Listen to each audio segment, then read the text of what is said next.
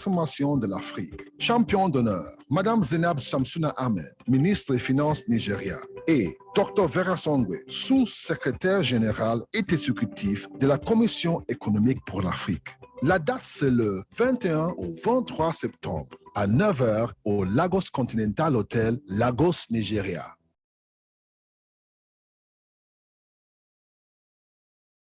Depuis la création de l'Organisation mondiale du commerce, l'accord de libre-échange continental africain est la plus grande zone de libre-échange au monde en termes de nombre de pays participants. Comment peut-il être utilisé pour créer des opportunités et servir de tremplin pour débloquer le potentiel infini de la jeunesse africaine? Le Bureau sous-régional pour l'Afrique de l'Ouest de la Commission économique des Nations unies pour l'Afrique, CEA, en collaboration avec ses partenaires de la coalition, Compass Global Service, présente le Forum des affaires d'Afrique de l'Ouest. Thème: autonomiser les femmes et les jeunes pour stimuler le programme de transformation de l'Afrique. Champion d'honneur, Madame Zainab Shamsuna Ahmed, ministre des Finances Nigeria, et Dr Vera Songwe, sous-secrétaire général et exécutif de la Commission économique pour l'Afrique. La date, c'est le 21 au 23 septembre à 9 h au Lagos Continental Hotel, Lagos, Nigeria.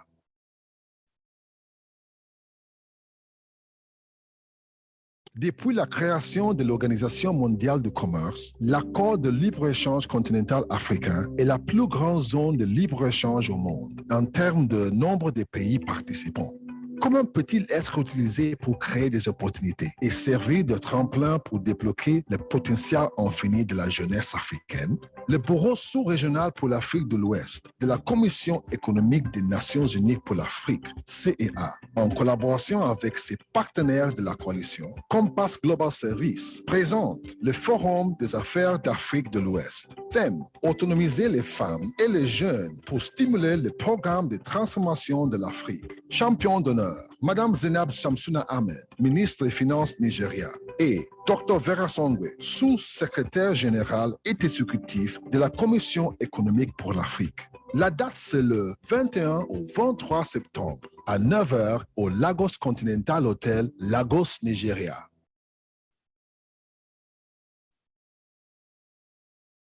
Depuis la création de l'Organisation mondiale du commerce, l'accord de libre-échange continental africain est la plus grande zone de libre-échange au monde en termes de nombre de pays participants. Comment peut-il être utilisé pour créer des opportunités et servir de tremplin pour débloquer le potentiel infini de la jeunesse africaine? Le Bureau sous-régional pour l'Afrique de l'Ouest de la Commission économique des Nations unies pour l'Afrique, CEA, en collaboration avec ses partenaires de la coalition, Compass Global Service, présente le Forum des affaires d'Afrique de l'Ouest. Thème: autonomiser les femmes et les jeunes pour stimuler le programme de transformation de l'Afrique. Champion d'honneur, Madame Zainab Shamsuna Ahmed, ministre des Finances Nigeria, et Dr Vera Songwe, sous-secrétaire général et exécutif de la Commission économique pour l'Afrique. La date, c'est le 21 au 23 septembre à 9 h au Lagos Continental Hotel, Lagos, Nigeria.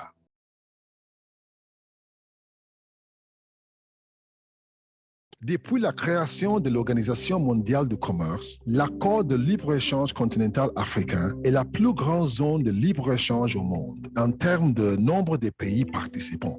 Comment peut-il être utilisé pour créer des opportunités? It's the third and final day, and trust me when I say this is going to be a day packed with activity. It's going to be really special. It's going to be a grand finale to everything that we have been doing here in the last 3 days. You are most welcome. My name is Dele Balogun. I am the anchor, and it is my privilege to host you today. Over the last 3 days, we've had different people hosting on each day, and it's been quite the experience. So you've had different flavors of the Nigerian experience. But today is my turn, and I hope to take you on a journey like no other. We are very mindful of time. Today, we are going to be keeping to time, and we need to do that because Like I said, it's a day packed with activity. We have a very full schedule today. So we're going to really be moving to time and trying our very best to ensure that your time is not wasted. We don't keep you here longer than we need to. Now, to set the tone for this morning, I'd like to invite to come up for a minute or two just before I introduce the first panel. Our hostess, as it were, Mrs. Tokunbo Chiedu, who has put all this together, of course, in conjunction with the Economic Commission for Africa. She'll come up and just welcome us as well, tell us what today is going to look like, and then we'll go straight in. Please join me and welcome Tokunbo Chiedu to come on stage. Distinguished. Very good morning, everyone. Good morning. How are we today? Very good. Distinguished guests, dignitaries, ladies and gentlemen, a warm welcome to day 3 of the West Africa Business Forum. The theme of our event is empowering women and youth to spur Africa's transformation agenda. We are all transformers here today. I welcome you all on behalf of the United Nations Economic Commissions for Africa, who are leading this process. I would please invite you to give Madam Ngone Diop, the Sub-Regional Director for the ECA West Africa Office, a very warm welcome. Madam, you are welcome. And I'd like to invite you to give yourselves a round of applause. At this point, I wish to recognize the support, the partnership, the coalition partnership of key institutions that made today, these last 3 days possible. Many people may not be aware that I'm just going to say this because I want people to be very clear about this process being one that is going to lead us somewhere. Madam Diop was a guest speaker at our event, which we put up a Global Female Leaders and Entrepreneurs Conference, which we held that event as part of the International Month for Women in March 2021. So I am saying that I just met this madam in March this year, and we are here today. This is awesome. This is awesome. This is more than I could have imagined, really. And so Madame came to give a keynote. And I think the topic was the voice of women in governance. Finding the voice of women in governance. That was the topic. And you may also not be aware that Madame is a gender expert, and she has been holding several positions on the issue of developing equality, gender development in the region. So we don't only have an economist, we have somebody who is well-versed in the subject matter of youth and women. And this is why we are able to be here on day 3. So coming to day 3, we have a number of key presentations. Again, at the beginning, we had mentioned that this is a forum for change. Not a forum to talk about the problems, but a forum to solution and to develop a roadmap which will move us forward. And this is why, ladies and gentlemen, you are here today as distinguished sector leaders and champions, experts in your own areas of work. And we're so excited to have had the partnership of the Junior Chamber International. We have the presidents of many countries here with us. If you are a president of the Junior Chamber in your country, Could you get up, please? We have the president of JCI Gambia, president of JCI Sierra Leone, president of JCI Cameroon, president of JCI Burkina Faso. We have the president of JCI Benin Republic, president of JCI Guinea-Bissau, president of JCI Senegal. We have the DG and CEO of the Ghana Chamber of Entrepreneurs. He is here with us as well. So we didn't get here on our own. We got here through the partnership of these very distinguished guests and partners of ours who mobilized their members who are champions, like we had said. So I'd like to see all the champions from the region. Please get up. Let us see you. Let us celebrate you. Everyone who came from the west coast, let's get up. Burkina Faso, Cape Verde, Sierra Leone, Cameroon, Ghana, Niger, Benin Republic. Have I left anybody out? Senegal, Gambia, Mali, all of you.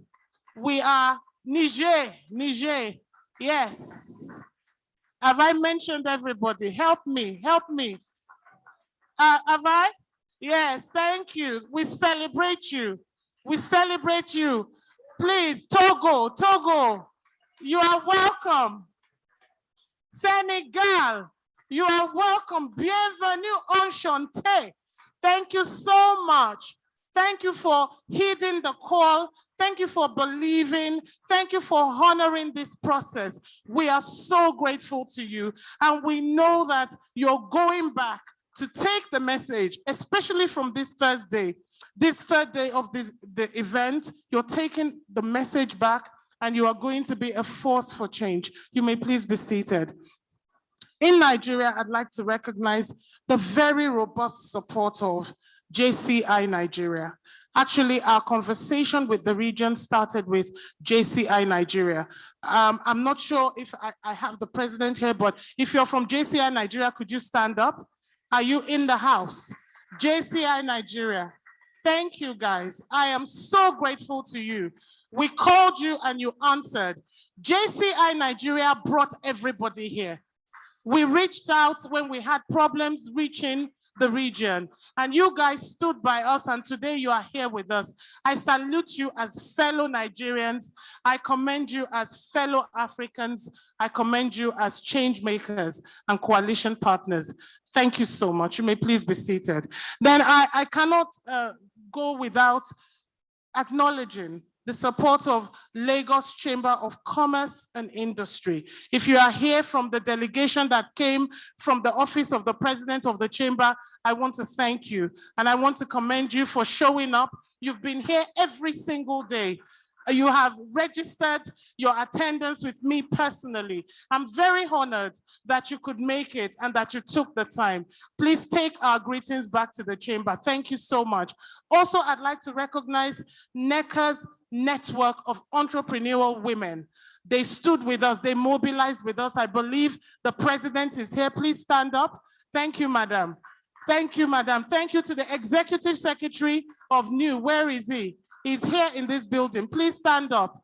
Thank you for mobilizing the people to join us. Thank you, madam, for your collaboration and for your support. We are very grateful. Then I want to also extend thanks to the Association of Nigerian Women in Business Network.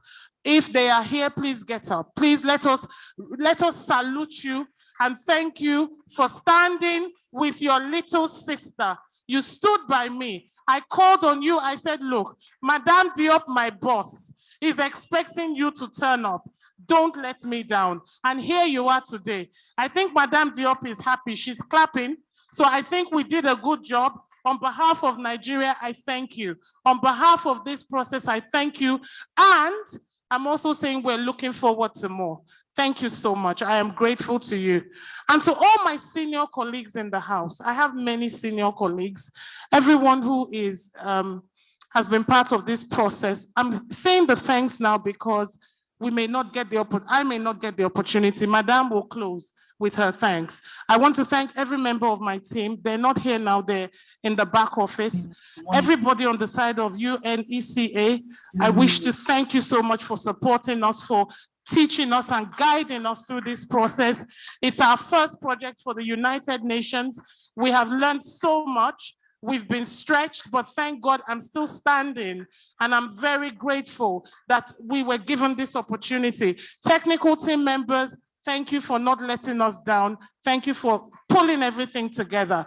To the event coordinators, everyone who is responsible for what you can see here, I want to thank you. Thank you for not letting Nigeria down. Thank you for not letting Africa down. Thank you for being a champion. God bless you. Now to today's agenda, I'm going to hand you over back to Mr. Dele Balogun, but I wanted to say that throughout this process, we talked about sector champions. We talked about looking at regional case studies and success stories. We talked also about the need for us to actually understand what we are all thinking as one unit in the region. Madame Diop said in the brief, she said she wanted to do a regional survey. And the purpose of that survey is really to bring everybody to one page and to understand from our unique perspectives as countries in the region, but collectively as the region, what we are thinking on this agenda of empowering youth and women. So, ladies and gentlemen, later on in this program on this day, you will be taken through the results of that survey. The last time when I looked at the survey, about 140 people from the region had completed it. By the time the results were collated, it could be well up to 200 people from the region who filled in that survey. So when you do get the results, as it will be presented to you today, please understand that this is one voice speaking. This is us saying, these are the problems, but these are the solutions, and this is how we can move forward. So ladies and gentlemen, I wish you would be here to please look forward to that particular presentation. Then we also have case studies of what has worked in the region. So we have case studies coming from Kenya, coming from, coming from Mali, etc. Case studies from Nigeria, different business sector leaders coming up to tell you about their unique business proposal or proposition, the solutions that they brought forward and how that is making an impact. So today really is about us and what we do and how we do it, and possibly beginning to put together some kind of blueprint that can bind Cameroon and Nigeria together as a project that we can do together, Mali and Gambia and Nigeria, etc., etc. So we want to be able to duplicate the successes. We do not want to have pockets of success stories across the region. If it's working in Nigeria, it should work in Ghana. If it's working in Ghana, it should work in the Gambia. We are one unit, we are one people, we are one promise. There is only one Africa, and Africa itself is a promise. And we're here to ensure that the promise that Africa is kept. We are the ones who will keep Africa's promise. So I congratulate you. I thank you once again, Madame Diop. Thank you so much for the opportunity. Ladies and gentlemen, have a good day. And thank you again.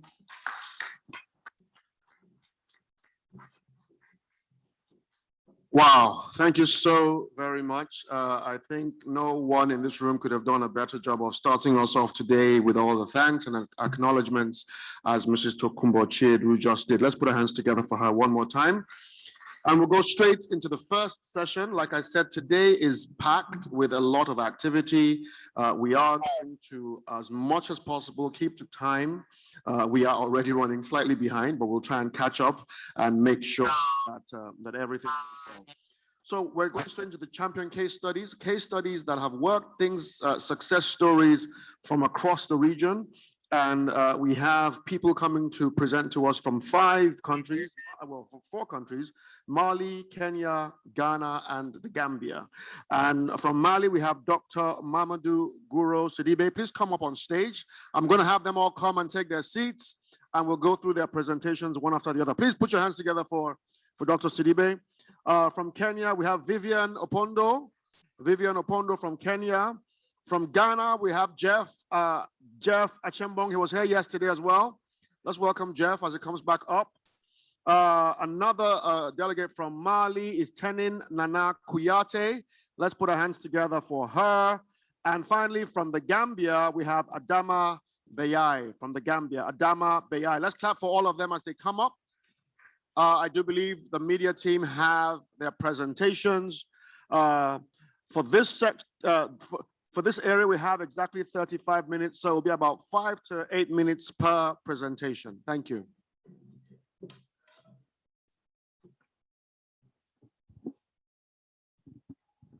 We're comfortable? We're good? Okay. Can I have a mic for you? Mic?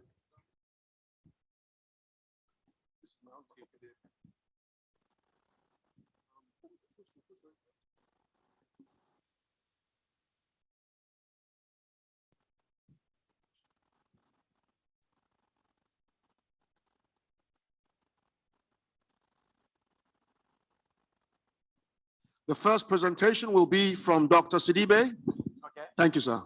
Okay. I hope that you will follow with me about slides. Okay. Good morning, everybody. Thank you again for being here. And thank you to the organization, to Kumbochedo and all team. Thank you. And today I will talk about Lenali app. What is Lenali app? What you are trying to do? It is the first vocal media app that takes local languages for everybody, literate or not. Please. This is one problem in Africa. Please look at this picture.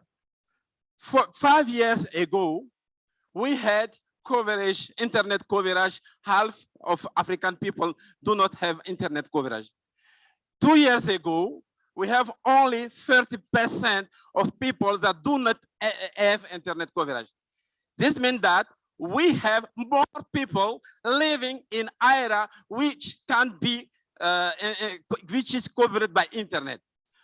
But starting 5 years and 3 years ago, we can see that even if lots of efforts has been done to make coverage of internet available, people in red that are living in area where we can access to internet, people is not going to use internet. We have in one hand more coverage, but in other hand, we are more people that do not use internet. This is called the usage gap. Before, a lot of effort had been done to reduce the coverage gap, but now we have a usage gap. Next, please. And people from the Alliance of Operators try to know why people are internet in fact, but they are not using it. The reason is that 34% of African population do not use internet, not because it is expensive, but they are not literate. They do not understand what is digital tools, what are digital technologies. And only 30% of people in Africa do not use internet because of it is expensive. And if we add, the first point is 13% of population do not because of it is not relevant. The content are not relevant to their local needs. Please. And in case of Mali, as I said yesterday, 75% of people in Mali are living in rural areas. 66% of population have in fact internet coverage. But look at this, we have only 39% of people that can't speak French, that are literate. And for the woman, the problem is a big issue. More than 70% of African women, Malian women, cannot speak very well no French or English. They are not literate. That's why we try to do what we are doing.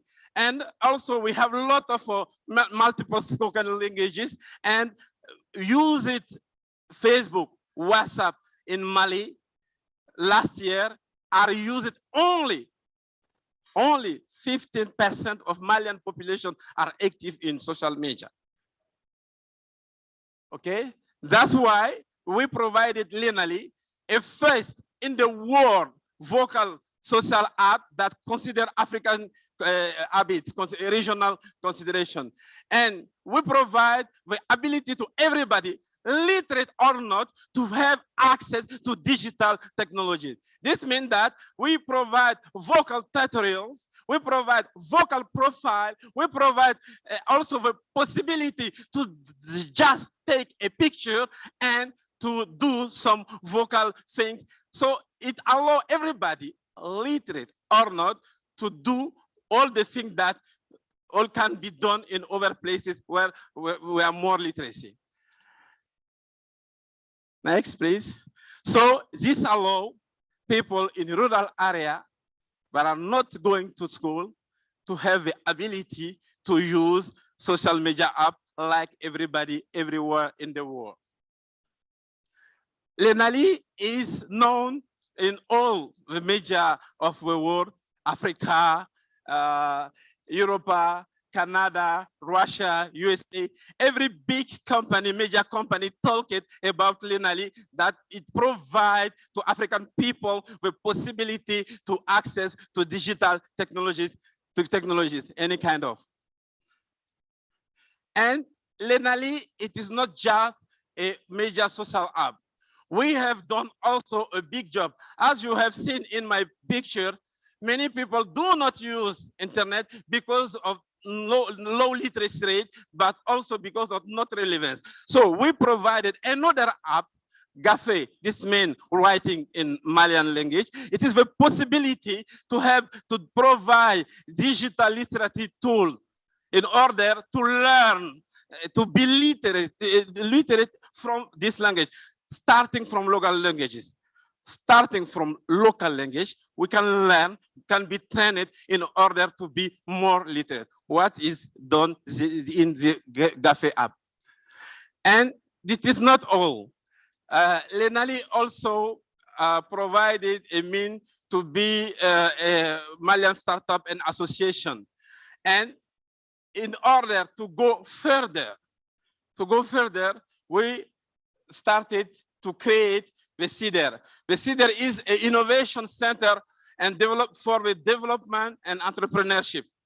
The idea is, if we have done a tool, how this tool can be used in many other areas. For instance, in Mali, as I said, 75% are not literate. So we have also an institute, IPR, called IPR. It is the first in the West Africa. This is teaching, training for regarding all agricultural and rural aspects. So for that, we provided tools in order to create a digital center for innovation, in order to allow many other people to use vocal technologies for not literate people to create many other things. So we have some objectives about that. Next year, what we plan is to perform training, awareness about entrepreneurship for more than 3,000 students in this institute. And we will provide also incubation for more than 100 projects, innovative projects, 10% on site in our premises and 90% overall in online. And this is for only youths. And 50% of them will be women. because we think that the only way to solve the problem of employment, empowerment is to go to the entrepreneurship. But which kind of entrepreneurship? Innovative entrepreneurship. And where? In rural areas. It will allow to retain people there in order to develop agriculture, to develop anything that is needed in their native areas. And we also plan to perform the creation of, in 1 year, more than 200 jobs. That are the things that we are planning to do with Lenali. Thank you. I'm sorry, I am not so fluent in English. I try to do my best. My French could be more better, but I tried.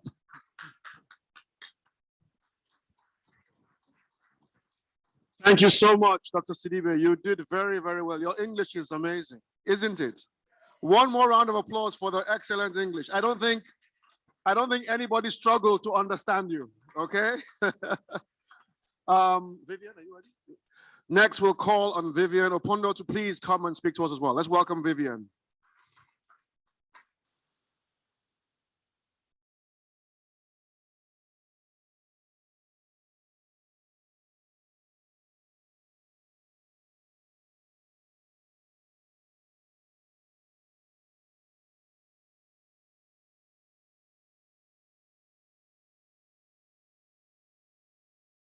Nice. Okay, we are not.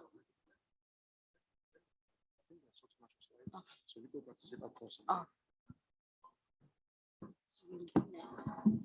Apologies for that little technical hitch, and we will bring Vivian back up. But I thought I've just been informed that the presentation for Adama is ready. Adama, well, he's coming up to speak from the Gambia. Please join me and welcome Adama Bayai. We will have Vivian back in a few minutes. Let's welcome Adama Bayai from the Gambia. Your mic? You have a mic on your table? You should have a microphone on the table.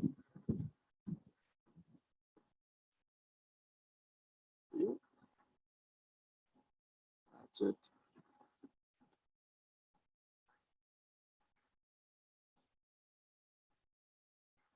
Thank you. Thank you very much, my colleagues on the high table here. I am very happy and privileged to be with you guys. Thank you very much. Once again, I am Adama Bayai, the CEO and chairman of Flash Connect Gambia. I am here to speak on behalf of the Gambia young people and also women of Gambia. What worked for us, what we are able to achieve in the past 5 years to now. I'm not only going to talk about Flash Connect, but basically, what are some of the case studies we have in the country that we know we can able to share with the entire world? The Gambia, in the past 10 years, we have struggled so hard, especially women and youth, for us to able to have a platform where we sell our ideas, where we sell our innovative ideas and come up with innovative thinking, and where we sell our market, our products. We have a lot of entrepreneurs. We know, all of us know, our mothers and sisters struggle so hard early in the morning, goes into the garden, do gardening. After the gardening, for a couple of months, they struggle again to go to the market. There was no platform created for them where they can come together and sell their product. With regard to young people in the country too, the same. We have a lot of young people who have ideas, who have come up with so many entrepreneurship stuffs. Well, where can they showcase their ideas? What's the problem? That gives birth to the creation of the Youth Chamber of Commerce, the Gambia Youth Chamber of Commerce. This Gambia Youth Chamber of Commerce, when it was created for the past 4 years to date, they have been engaged in creating a platform for young entrepreneurs, both young and females entrepreneurs. As we speak, they are able to have a trade fair where only young people showcase their products. Right now, as we speak, we are coming to have another trade fair coming, this our second national trade fair coming next month. Right now, they are on an in-house training where they train young people on branding and product making, where they will go into a 3 months coaching and mentoring services. From there, they will have given them an opportunity to showcase their products on the trade fair in the next couple of months to come. That also gives back. For the past 2 years, the GWCC, the Gambia Women's Chamber of Commerce, that gives women the platform, an area for them to showcase their products and services, for them to be able to know what they're doing and how they're going to do it. So these are all initiatives that in the country we have come. We know there's a lot of policies in place. It's happening everywhere across the globe, especially in Africa. We have policies, we have laws, but the problem here with the policies and laws, are they implemented to the ladder? That is where it is. Those policies, are they implemented to the ladder? Who are those policies created for? Are they getting the benefit of it? That is why the GYCC and the GWCC come to play. We also have an incubator hub in the country run by the Startup Incubator. This is also a hub that is helping a lot of our young people together, bringing them together, help them how to come up with innovative ideas and also build up their business plan and business ideas together, and also sell that business idea to next step. Where do we come on as Flash Connect, the Gambia? We sit and look at our young people. We look at our sisters and our mothers. We know they have we still problem. How in regard to transporting their materials or their products and goods to the nearest customer, for them to be able to market their produce. This is where Flash Connect come in, to connect them with the market or to connect them with the customers. We know we also have a problem when you come to innovative stuff like technology. In the Gambia, a lot of young people today, I can say 60 to 70% of young people in Gambia all have smartphones. All of them have smartphones, one way or the other. Even those who have never even gone to school have smartphones. But how are they using those smartphones? That is where the key is. This is where also the Flash Connect come to play, to discuss with them, for them to make the best use of those platforms instead of misusing those platforms. They can make those platforms to have ends meet at the end of the day. In the Gambia have a population of 2.5 million young people. Population of 2.5 million is a small country. And in this 2.5 million, 50.6% of it are women. 60% of the population is young people. Gambia is a youthful country, but we still struggle with basic necessities. That is why the Flash Connect and its partners, the GYCC, the GWCC, Startup Incubator, GCCI in the Gambia, we all come together and see the possibilities of how they move our country to the next level. Without few remarks, I want to say thank you very much to the moderator and also my friends in the media I want to be also part of the media family in my country. I cannot be in this platform today without thanking you, the media people in the field, who are making us today to see what we are seeing, to hear what we are hearing. Thank you very much, sir.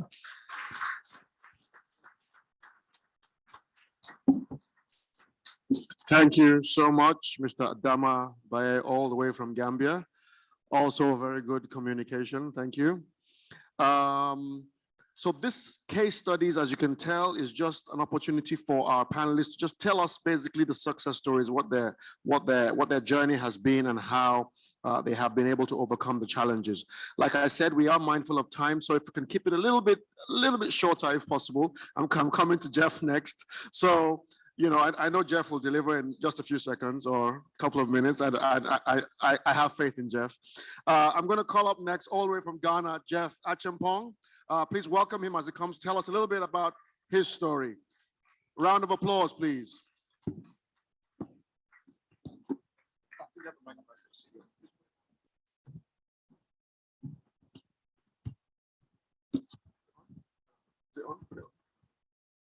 Oh, hello. Great. Now I have a lot of pressure to be as succinct as possible. Good morning, everyone. Good morning. Great, great, great. I'm supposed to have a video, but I don't think it's ready yet. But for the sake of time. Oh, it's ready. Okay. I wish the audio could be audible. To have computations audio, come please. together using data to make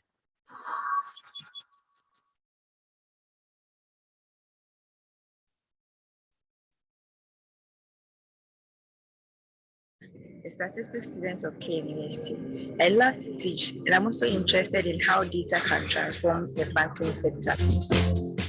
I was introduced to how computations come together using data to make meaningful decisions during undergraduate level.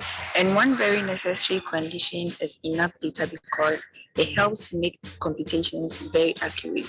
Data science enables this easily in a more efficient way.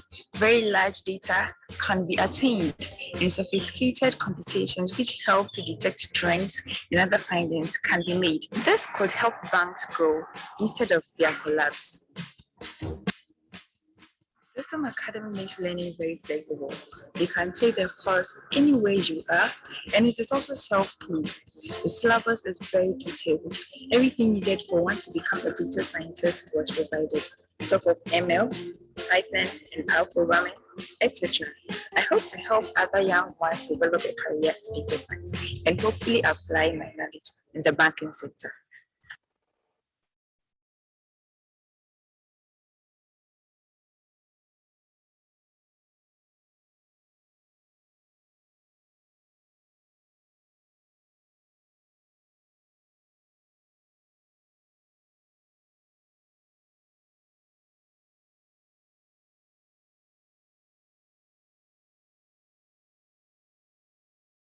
What I do. But before I even delve into what we do at Blossom Academy, please allow me to share a very short parable, one of my favorites. So there were these three bricklayers. A man walked up to them and asked them, what are you doing? The first one said, I'm laying bricks. The second one said, I'm building a church. And the third one said, I'm building the house of God. The first one has a job. The second one has a career. And the third one has a calling. I share this parable because the work I do at Blossom, I feel is very aligned with my calling. And I think that the story I'll share with you might maybe help uncover why I say so. And really urging, women and youth in this room to also think through how best what you're building today can align to that greater calling. So there's just statistics that I read when we got the invitation, which is something I saw a couple of years ago. It said that there are 11 million young people entering the African labor force each year, yet the market creates only 3.7 million jobs annually, right? That's about 7.3 million deficit.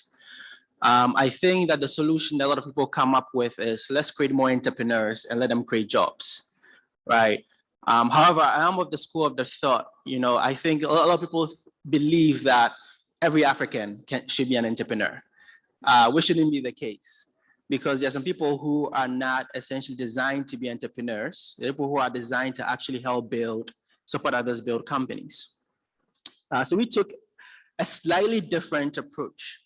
As opposed to creating more entrepreneurs, how do we create more people who actually empower the existing businesses to take their businesses to the next level, which introduces emerging technologies like big data, cybersecurity, robotics, artificial intelligence, etc.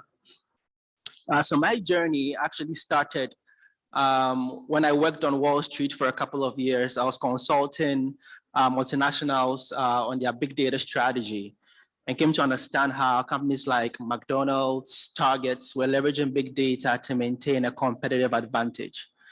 A question I asked myself all the time was, why isn't this happening on the African continent? So I decided to go through Princeton University's program, Princeton in Africa. I went to Kenya, lived there for a year to understand how big data relates in that ecosystem. And what I found was very mind-blowing. I realized that due to the bulge of expats in the Kenyan ecosystem, they understand the importance of big data. They're making sense of this big data, but the reality is that they were going abroad to hire data scientists from there, paying upwards $100,000 to $150,000 a year. Whereas there are talented youths on the continent who can be well positioned to actually extract actionable insights from that data. So the premise was simple. How do we identify high potential talents, add value to them, and then connect them to industry? And that's how Blossom Academy was born. We thought Kenya is figuring it out. Why don't we bring this to West Africa? We launched in Ghana, right? But what was very interesting, or what I learned in my journey, was that it was not just a copy and paste model. I think the mistake a lot of people make is that we see what's happening somewhere and say, hey, let's copy and paste this because it will work. But I realized that in the Ghanaian ecosystem, most businesses were not data-driven yet. The companies who were hiring from us happen to be big banks and international organizations that get it. So we are now in a unique position to create a market that doesn't exist, right? So we had to introduce a consultancy and educate companies on why they should become data-driven. Now, there's a long-term approach, right? Now, we're not getting that short-term gratification, as I mentioned yesterday, but we're thinking about longer-term payoff. So this long-term approach really enables us to actually get companies to understand that, hey, if I do not make sense of my data, I'll be displaced from the job market. I'll give an example. I'll ask you, who is Coca-Cola's competitor? A lot of people would say Malta Guinness, Sprite. But what you don't realize is that their competitor could be MTN or Vodafone, telecommunications firm. Because when you're operating here on the African continent, you need to understand that the customer's wallet is constrained. As a customer, you're thinking, am I going to use this money I have to buy a can of Coke, or am I going to buy credit to communicate with a loved one? So by taking that approach of the consultancy, we are seeing that about 70% of the companies that hire graduates are creating roles within the organizations to hire them. So these roles didn't exist before they even came into their firms, right? That's how I define job creation. We're redefining job creation. We said, how do we take this a step further? So it's not just about identifying unemployed youth, connecting them to industry, but we're also identifying current working professionals and saying, hey, you study statistics in school, you studied mathematics, you studied computer science. We are currently working as a bank teller. You're currently working in a customer service role. How do we upskill you rigorously, provide you with appropriate soft skills? Because we believe that the hard skills will get you into the door, but the soft skills will keep you in there. How do we equip you with these skill sets and help you break into industry? And the model works beautifully, because now we're seeing that a plethora of working professionals who are bank tellers are now working as data analysts and data scientists. Whereas they were making 1,000 cedis a month, now they're making about 6,000 cedis a month. We're seeing those who are super talented, who are not even working locally, getting jobs from companies abroad, earning money in dollars, right? And to us, that's impact. Last thing I want to actually end with is one thing I find very beautiful about our model. You're seeing that there are a number of our graduates who are also moving forward to launch their own data science academies.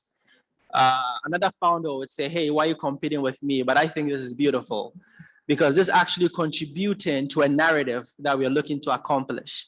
How do we create African data scientists who can solve African problems and really help propel the continent forward? So that's what we're doing at Blossom Academy. Happy to take questions afterwards. And thank you so much for the opportunity.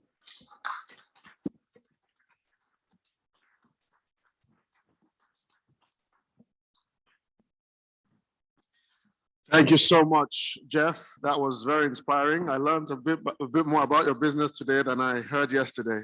Amazing. One more round of applause for Jeff Achimpong, please. Next, we have also from Mali, another presentation from Tenin Nana Kuyate. Let's welcome Tenin as she comes forward. No, I don't think she feels welcome. Let's welcome Tenin. Thank you.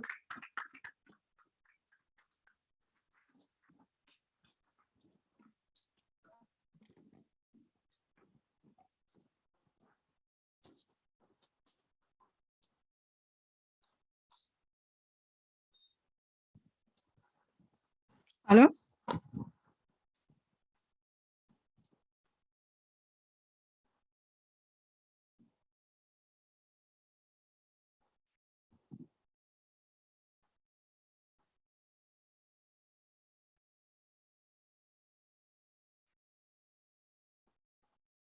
Allô? It's okay? Ok. Bonjour tout le monde. Je me nomme Tenin Nana Kuyate. Je suis agroéconomiste de formation avec une double compétence dans l'intégration des technologies à l'agriculture. Également chargée de la promotion de l'entrepreneuriat féminin au sein de l'association Mali Startup. Je suis plus à l'aise en français, mais je vais essayer de faire une brève présentation une brève présentation en anglais. Vous m'excuserez pour mon mauvais anglais. OK. Slide. I want to see you just a video. It is a video.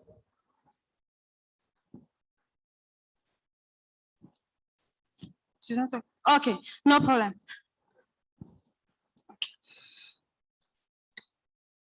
Okay. It is shocking to see crops rotting on the roadside like cattle feed. That is unfortunately the grim reality for most of our small farmers. In fact, a farmer can helplessly witness his oil production rot while just a few kilometers away may be a potential customer. Due to the lack of a system of referral, this often pushes the farmer to sell at a loss to avoid throwing away his production. In developed countries, farmers do not experience such a dramatic situation because they have access to the innovative production technologies, which unfortunately our farmers lack. It is this wall of inaccessibility to precision farming technology that AgriBox aims to bring by providing agri-tech solution. Hello everyone. In Mali, agriculture constitutes 80% of the population occupation, but farmers are faced with many difficulties such as the lack of access to information, agricultural training, and the market. Digitalization can be an alternative solution to these problems. However, what kind of digitalization to provide to farmers whom are 80% small farmers with limited income, 75% in rural areas where internet access is limited, and 70% illiterate. Therefore, they do not understand the existing digital tools. That is the reason why, That is the reason why we brought digital service straight to the farmers' TV. A tool that understands and has a greater reach than smartphones. For this, we use a set-top box or stick. We use a set-top box or stick that encloses our software, which is also connected to the farmer's TV set. This allows farmers to access the information they need, training good agricultural practices, and even selling their production directly from the platform. All these services are broadcasted vocally in local language with or without internet connection. AgriBox is also available in mobile version with more than 20,000 users. AgriBox is currently being used by cooperatives because we have adapted this innovation to the local realities. Ça, c'était pour ce qui est de l'anglais. J'espère que vous avez pu comprendre un peu. Je vais essayer de faire un ramassé en français. Je viens du Mali où l'agriculture occupe 80% de la population active et contribue à plus de 40% au PIB du pays. Malgré quoi, nos agriculteurs sont confrontés à de nombreuses difficultés comme le manque d'accès au marché, le manque d'accès à l'information et à la formation agricole. La digitalisation peut être une alternative à ces problèmes, mais quelle digitalisation? Pour les personnes, à 80% des petits exploitants, à 75% en zone rurale et à 70% non alphabétisés. Mais en zone rurale chez nous, la télé est très répandue contrairement aux smartphones, surtout en zone rurale. Et nous avons pensé à ramener les services digitaux pour les agriculteurs directement sur téléviseur, vocalement en langue locale avec ou sans connexion Internet, mais également sur mobile, pour donner l'accès même aux gens qui n'ont pas été à l'école de pouvoir utiliser l'outil digital dans le secteur agricole pour améliorer la productivité et l'écoulement de la production agricole. En ce qui concerne tout ce que nous faisons pour l'accompagnement des jeunes et des femmes dans le secteur, déjà pour les jeunes entrepreneurs qui sont dans le numérique, nous essayons de les accompagner, mais également avec l'ONU Femmes au Mali, nous avons mis en place des formations sur l'inclusion financière pour les femmes qui sont en zone rurale, pour les permettre de tenir des comptabilités, d'avoir les compétences nécessaires pour avoir accès au financement auprès des institutions financières, mais également l'accès au marché. Merci.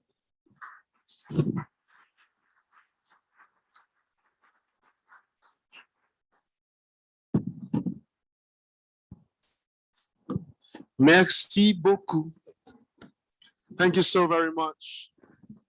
That was, I was switching between my headphones and listening to her because you spoke both languages well. You spoke English very well. French is natural for you, but I enjoyed your English. Let's put our hands together for her. That was amazing. That's Tenin Nana Kouyaté from Mali. Our final speaker for this segment is the lady I called earlier. She's walking behind me. Her name is Vivian Opondo from Kenya, and she'll be presenting as well as giving us, when she's done, a summary on the feedback of our roundtable session as well. But please join me and welcome Vivian. Thank you very much for that introduction. And thank you to my colleagues. Great presentations. I'm learning a lot. So hi, everyone again. My name is Vivian Opondo. I'm from Nairobi, Kenya. But this is not my first time in West Africa, although my first time in Lagos. I met my co-founders in Accra, Ghana, where I underwent a course in software entrepreneurship. So we were sitting together and we found out that the fragmented nature of the agricultural supply chain is an issue across the whole continent, not only in Kenya or Accra or Lagos. So then we came together and we launched Famula in 2019 in Nairobi, Kenya. What we do at Famula is we try connect farmers directly to market. Why, you may ask? Because we find that there are relevant players across the supply chain who then eat into the farmer's money and the buyer ends up paying more. We came into the space and we introduced a software platform where buyers can then have visibility of farmers' produce, and farmers can connect directly to buyers, making up to 25% more. To date, we run our operations in Nairobi and Lagos, and we have 800 retailers onboarded onto our platform who can then sell their produce directly to market. We have been able to transact up to $500,000 in transactions through our platforms, not profits, people, just transactions. Thank you. And our goal is to disrupt the agricultural supply chain on the continent using the data that we are collecting in the process of connecting farmers directly to market. We're 3 co-founders in my startup. It's called Famula. I am from Kenya. We have Jacqueline Kimani, who's from Kenya, and Ibrahim Abdul Malik, who's from Nigeria. Together, we've been able to see the similarities and differences in the different markets, and using our products, we only have to tweak it a bit to be able to tap into all the markets. Thank you.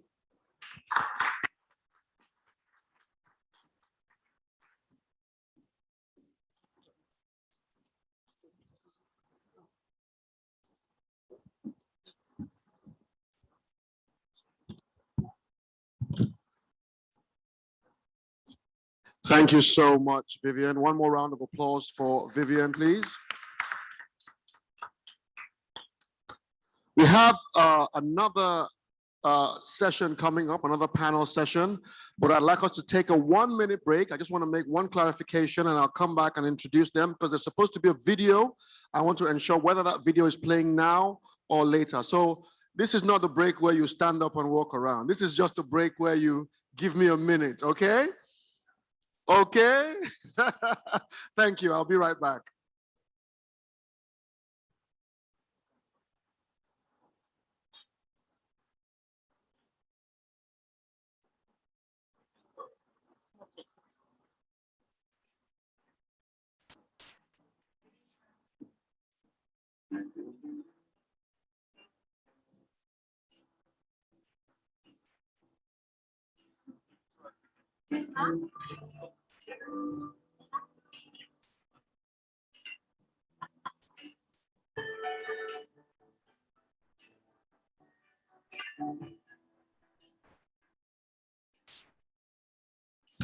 Okay, was it 1 minute?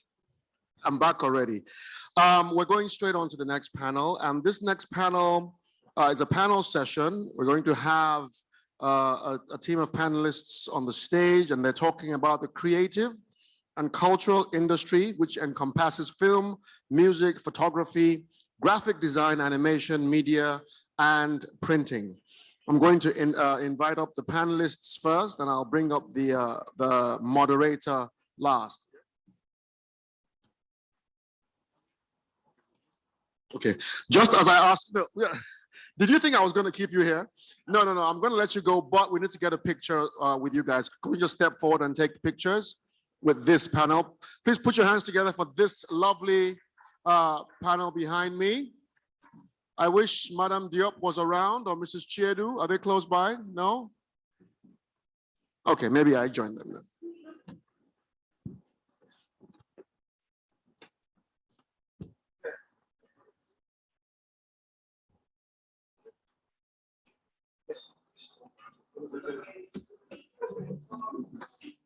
Don't believe possible certainty that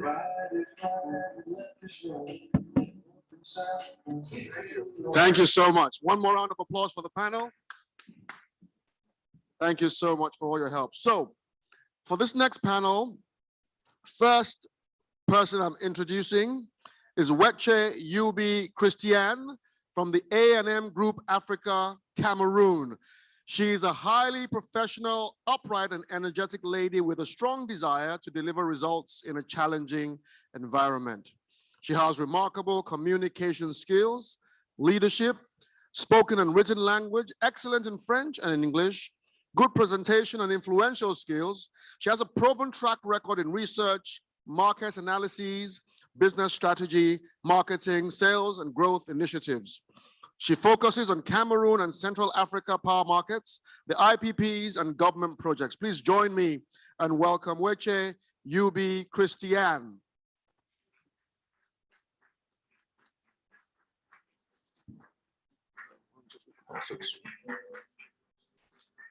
A bit more applause, please. She's not here yet. Welcome.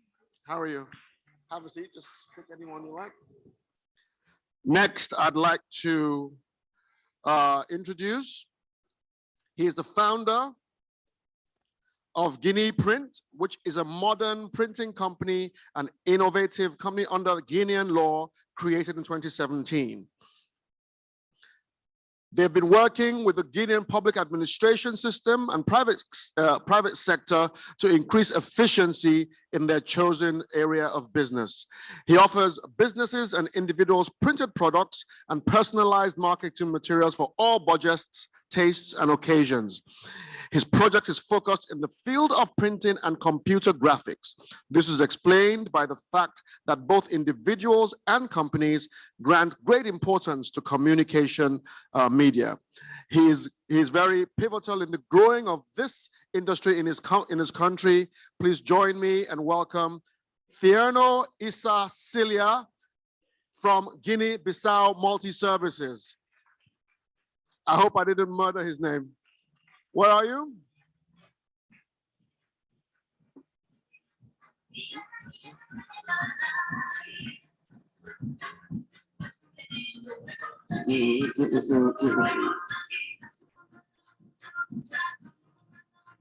Okay. Seems like he's not in the room. I'm sure he'll join us in a few minutes if he's around.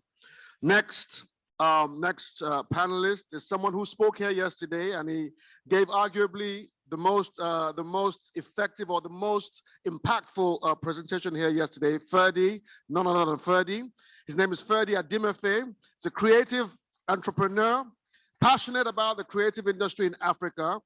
He's been through the oil and gas industry for 5 years before he started his own entrepreneurial journey, which culminated in the starting of a company called Imaginarium, which has pivoted into a full creative technology incubator hub, housing multiple subsidiaries in marketing, communication, media production, content strategy, development, and tech. And in growing the gap in the creative industry, leveraging on blockchain technology, they've launched a product, Artist3, which is an ecosystem for artists and digital creators curating African-themed NFTs for the global market. He's married with 3 children. Let's welcome Ferdy. You guys are not really very welcoming today. I'm just an observation, you know. What can I say? All right. The final panelist for this panel is Isufu Temogo Abdul Aziz. Are you here? I hope so. There you go. He has a master's in business administration and also has a certificate in civic leadership at the Yali Dakar. He's a national president, JCI Niger, and a deputy general director at BM Trans Niger. He's the co-manager of Art Disc Records, which is a cultural enterprise, and is a label created in 2014 to professionalize the cultural sector in Niger and make art a profession that can support its principles. As activities that were initiated with CNBC, this is a big media company, is a contest called Springboard Young Talents, whose 7th edition has just been launched.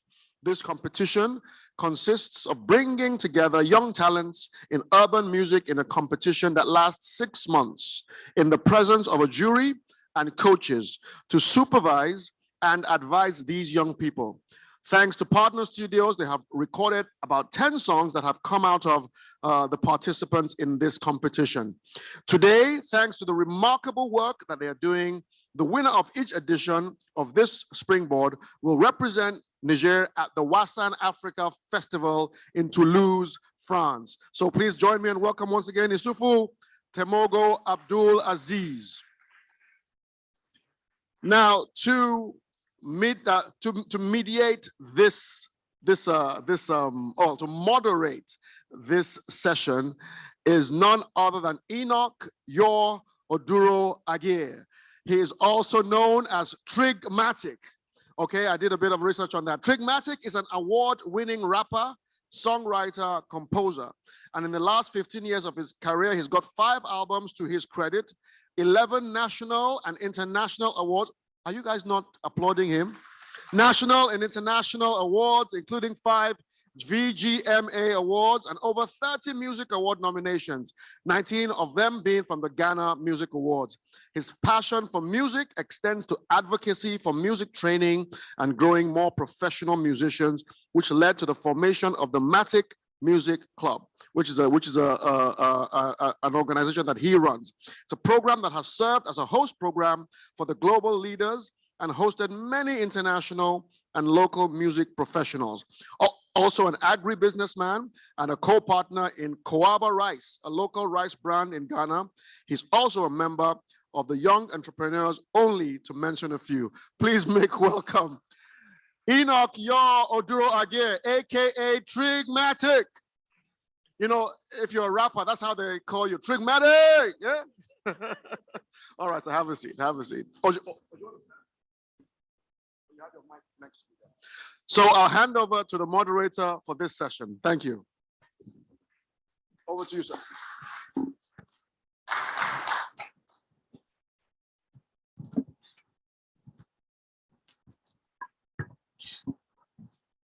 Good morning once again. And standing all existing protocols, ladies and gentlemen, you're welcome to today's the edition of our discourse. This is a very important one for me because I am strongly a part of the creative arts industry. And as it stands, you know, whether we want it or not, creative arts is the most vibrant or loudest industry, you know, within us, in and out of the continent. It has always been a story of creative arts, and the story of Africa has been told properly and visibly through creative arts, whether it's music, whether it's graphic design, whether it's literature, architecture, painting, sculpture, whatever it is, creative arts is. In fact, if we look around this room, all we see around us is creative arts, you know, from fashion, what we're wearing, you know, music that we've played, you know, the artisans around, and everything is creative arts. So please give a round of applause to all creative artists. Thank you. Thank you. I'm going to zoom straight into the conversation, and I would want to start with Ferdinand, because I listened to your session yesterday. There were a few things that I put down with regards to some of the things that you said. One of the things I picked up was about funding, which you did talk about passionately, how corporate Africa is probably not doing their best when it comes to funding creative Africa or the creative industry or the people who are driving the creative industry. So I wanted to first of all ask you if what you think or what you have done with regards to funding, you know, to aid other creative artists who are here, who are probably struggling with funding, because I know that the people who normally talk about money, they love numbers. So if I'm just a singer or a rapper, you know, what can I do? I want to know what you did, you know, with your company and how you got some funding, or even if it's self-funded, how did you come about that? All right, thank you very much. Good morning again, ladies and gentlemen. Speaking on funding, I think for us as a company, we did a lot of self-funding. So what we did in the first few years of the company was literally every money we were making, we had to put it back. Now, I understood clearly that I had interest in storytelling, but there was no capital at the time. I had to establish like a hybrid model, right? The hybrid model was we were offering services to agencies, doing things for brands and banks and all the other stuff. And when the money comes, we put it back into the business to buy more computers, to train more people. So literally, we did not cash out. There was no need to, there was no space to, there was nothing left. Everything was reinvested in growing the business to a point. And when we started to seek scale, at the point of scale, I realized we needed to get our documentation properly. So we had to engage a professional consultant. It wasn't cheap, but at this time, 4 years into the company, we could afford it. The consultants had to work with us to put together the pitch deck, the business model, the valuation, and everything we needed to be able to engage, right? It didn't make it any easier, but in a sense, it got us into the room, right?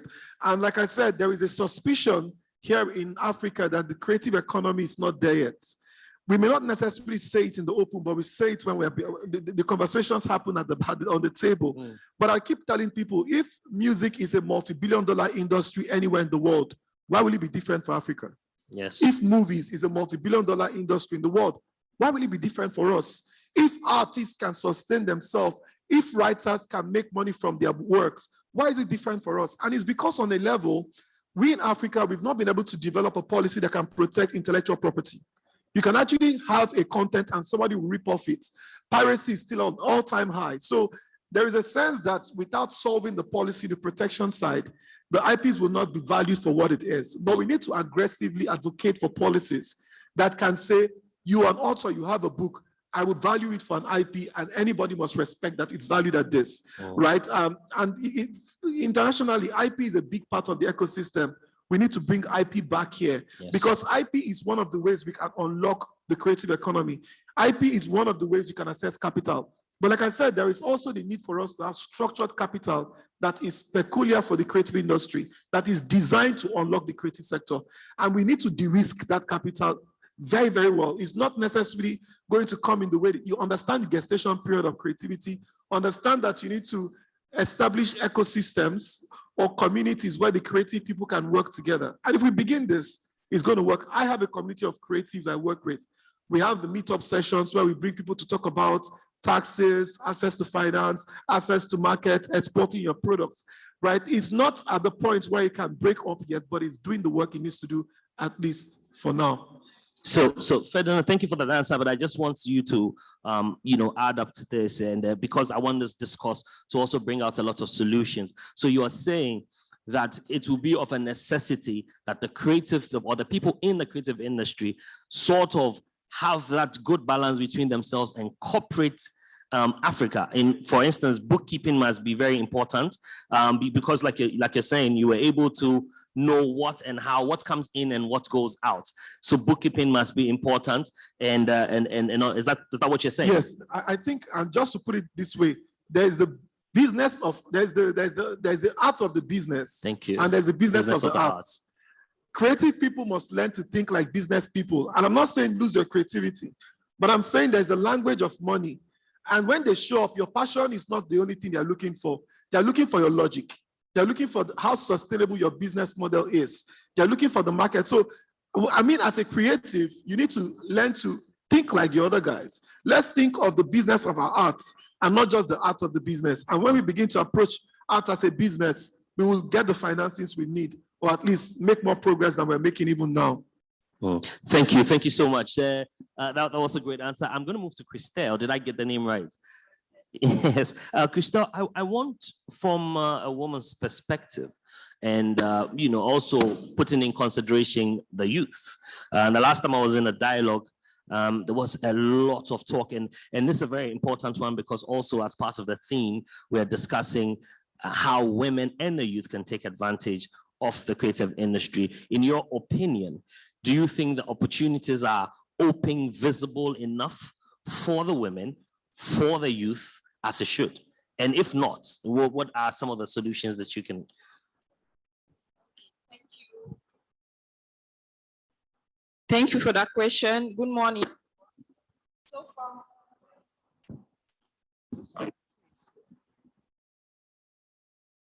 So from my experience as a leader in the sector, what I've been able to understand and also training young girls is that most of them, they get shy away from the sector. Why? Because, for instance, if you have a young girl who is a graphic designer, she will have a lot of difficulty moving in that sector because men will always want to tell them that that's not where they are supposed to be. They expect the woman to be on the other aspect of the sector, but not doing the engineering work themselves. So what I do is that I take these girls and I train them mentally, psychologically, to understand that this sector is also an opportunity to them. As a woman, they have the talent and the capacity to do the same work that the male do. So in my company, what I do is that I have 60% of women. I always try, if I have a CV of a girl, I always give her the opportunity. I'm sorry about that, but I always give them the priority as compared to men. I also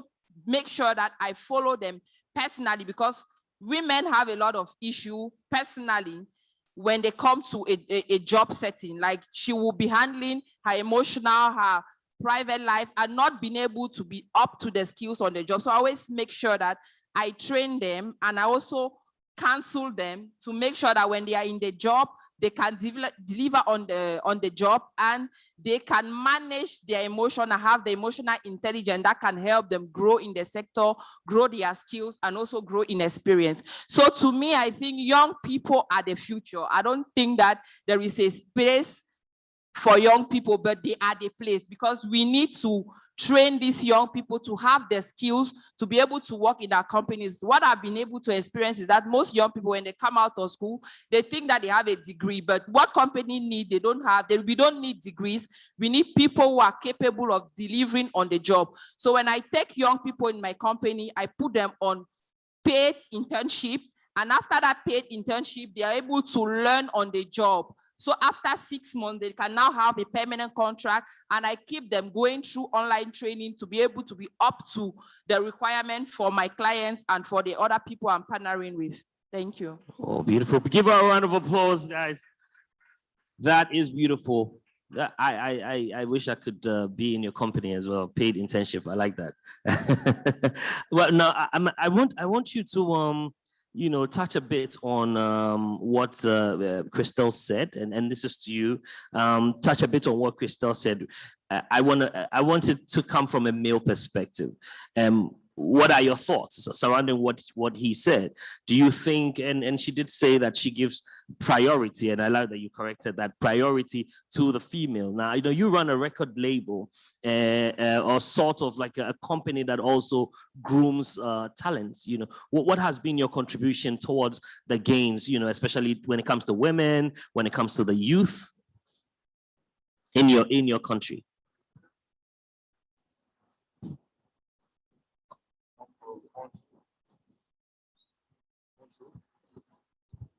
Donc, bonjour à toutes et à tous, tout protocole respecté. Je vais parler en français parce que mon anglais, il est plutôt écrit qu'oral. Alors, donc, ce qu'on fait chez nous à Ardis Records pour autonomiser les femmes par rapport à l'art, déjà que nous sommes dans un pays, le Niger, où l'art est un peu mal vu, surtout l'art de la musique. Et ce qu'on fait, c'est de montrer à ces femmes qu'elles peuvent aussi faire de l'art. Donc, par exemple, nous avons pour cela créé un collectif qui s'appelle So Niger. Et ce collectif est composé de 8 femmes artistes.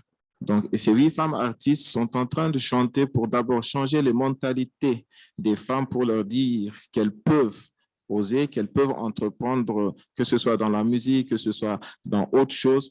Et au-delà de l'entrepreneuriat que les femmes peuvent faire à travers ce collectif, nous sommes en train de faire de la sensibilisation dans le pays pour l'autonomisation des femmes. Nous avons fait une sensibilisation en 2020 par rapport aux élections apaisées, où on avait fait une tournée avec ces filles de 1 mois dans 4 régions du Niger pour amener les jeunes à se dire que les élections doivent être apaisées et sans violence. Donc, au-delà de cela aussi, nous organisons des séances de formation avec ce collectif qui vise à amener les femmes à entreprendre. Donc, on les forme en TIC, on les forme en leadership, en gestion administrative, en gestion des entreprises et tout. Donc, voilà ce qu'on fait avec le collectif So Niger. Maintenant, pour les artistes que je parle, donc, nous avons notre tremplin Jeune Talent que nous organisons. C'est sur une durée de 6 mois et pendant ce concours, nous faisons en sorte qu'il y ait plus de femmes artistes qui viennent. Donc, on détecte des talents jeunes qu'on forme. Donc, à travers ce tremplin, nous mettons en place des jurys composés d'experts qui encadrent ces jeunes les formes et les conseils à se professionnaliser dans l'art. Parce que nous sommes convaincus que l'art peut nourrir son homme et l'art peut créer de la richesse pour permettre à nos pays de se développer. Donc voilà un peu ce qu'on fait au niveau de Hardis Records. Donc pour la formation, nous faisons aussi tout ce qui est promotion culturelle des œuvres culturelles du Niger. Par exemple, aujourd'hui, au lieu de porter une cravate, j'ai porté un albé qu'on fabrique au Niger. Donc, ça permet aussi de valoriser nos cultures et c'est des choses que souvent, c'est des femmes qui le font pendant un mois avant de le faire. Mais comme il n'y a pas un marché et comme les gens préfèrent plus ceux qui viennent de l'extérieur, ces femmes ne se donnent plus à ce métier. Donc, nous nous sommes dit de venir à ce forum avec ce bijou, donc à la place de la cravate, et peut-être que ça va aider ces femmes à avoir une opportunité pour exporter leurs produits. Donc voilà à peu près un peu ce qu'on fait au niveau de Hardix, vu le temps qu'on nous donne. Donc peut-être s'il y a d'autres questions, on peut répondre.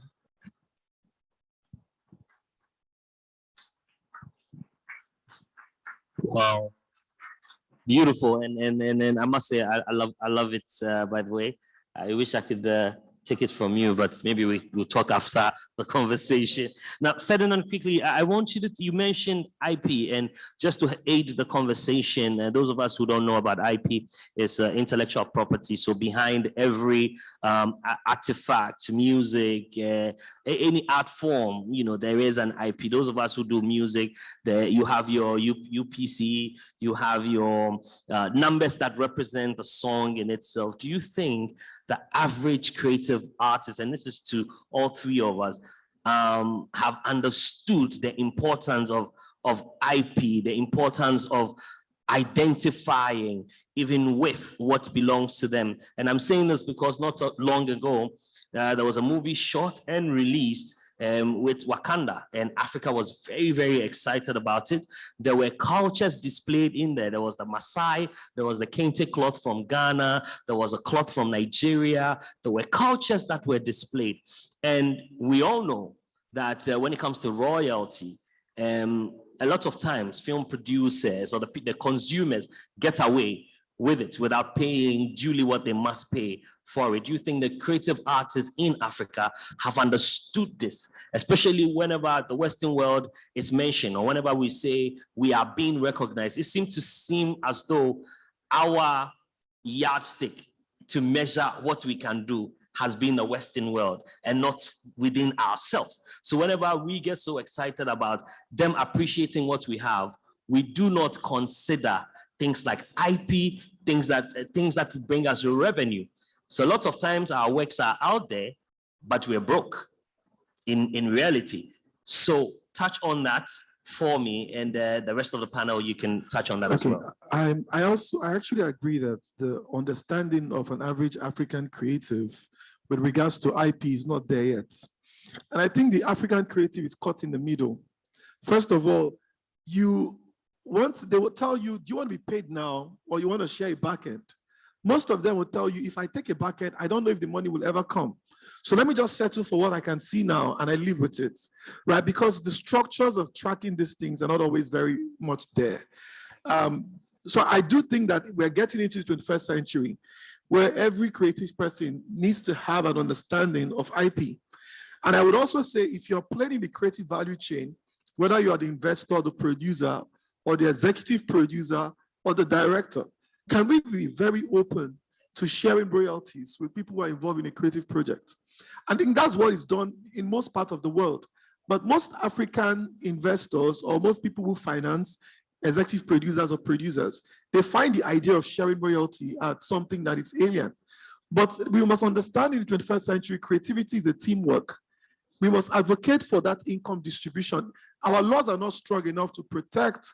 But when a creative person is saying, I want to take a bit of the back end, even if it's 0.1%, it's just what it is. It's a good idea to help them participate in that. And they have this residual royalty for the rest of their life. And so it's something that we need to start talking about with respect to that. Your IPs are important. You should also have you should also make a case for royalty. I listened to the Michael Cohen speech recently when she got the award. and she refused to sell to Netflix because Netflix wanted an outright purchase. And she said, no, I want to have a part of this, and they don't give, right? So it's not something that is even local. Some of the international platforms like Netflix would rather completely buy a product than share IPs. But it's important for us to start having this thing. So your IP, as we develop policies around making IPs more bankable, recognizing IP as a collateral, we're going to find that more people will open up themselves to demanding royalties, and more people will open themselves to valuing and defending and protecting their IPs. It's a process, and we're just starting. Thank you. Okay, from my perspective, I believe that as young people and women entrepreneurs, we need to start valuing IP and learning how to register our projects and our ideas.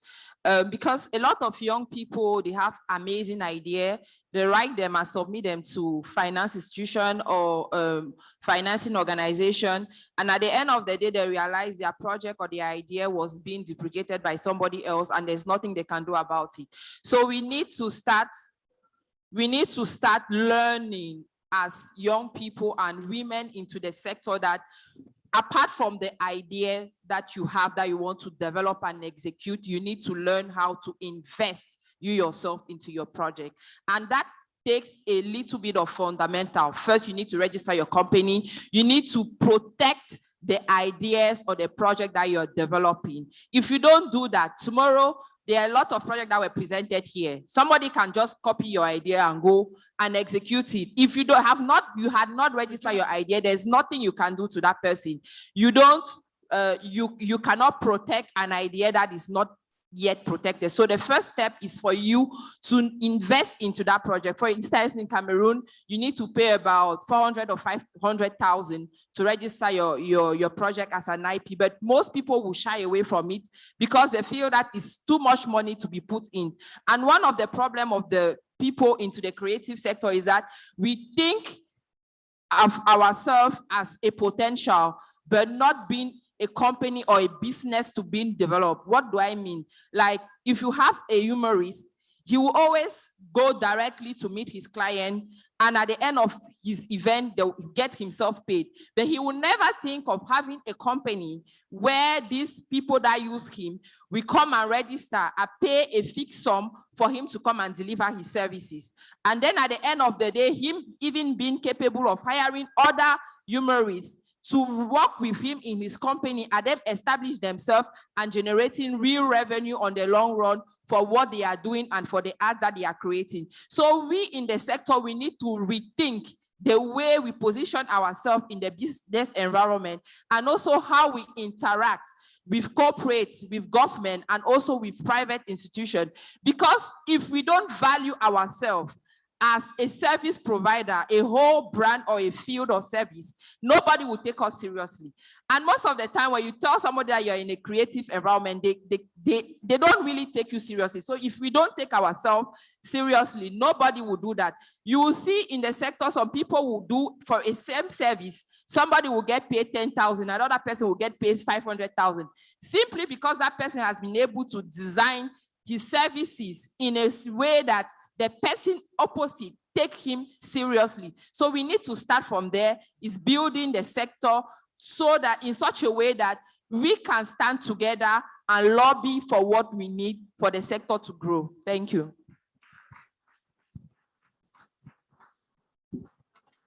Voilà, donc merci. Par rapport à cette question, nous, c'est même cela qui nous a poussé à créer Artis Records, parce que nous avons constaté qu'au Niger, le secteur de l'art est tellement informel que nous nous sommes dit avec ce qu'on a eu à apprendre à l'école comme bagage. Mon associé, il a un master en droit, moi je suis dans l'administration et gestion des entreprises. Donc nous nous sommes dit qu'est-ce qu'on peut faire pour amener notre contribution à professionnaliser le secteur de la culture au Niger. Alors, nous faisons des formations pour cela, donc en gestion de carrière, pour montrer à l'artiste qu'il peut faire de son art un métier. avec tout un staff derrière lui qui va l'aider dans la communication, qui va l'aider quand il va faire un spectacle, par exemple. Aujourd'hui, pour faire un spectacle, vous pouvez avoir une trentaine de personnes qui vont être occupées par rapport à cela. Et tout cela, c'est pour qu'on laisse à l'artiste de faire ce qu'il sait faire, l'art. Donc, nous mettons derrière cet artiste pour l'encadrer, pour le former, pour lui donner toutes les infos par rapport à son activité et le laisser lui faire son art. Donc, nous faisons des formations donc en gestion de carrière, nous le formons en leadership, nous le formons en communication parce que l'artiste communique. Aujourd'hui, un artiste, quand tu as une certaine renommée, il y a certaines choses que tu ne peux pas faire. Donc, nous essayons de former l'artiste à garder une belle image de lui, à savoir bien communiquer. Et tout ça, là, on met tout ton staff derrière lui. Et nous lui disons que c'est un produit que tu as, c'est un business que tu as, et tu peux le protéger et tu peux devenir riche à travers cela. Comme elle a dit, pour une même activité, quelqu'un peut le faire à 10 000 francs, quelqu'un peut le faire à 100 000 francs, juste parce que celui qui le fait à 100 000 a toute une équipe derrière lui et sait se faire vendre.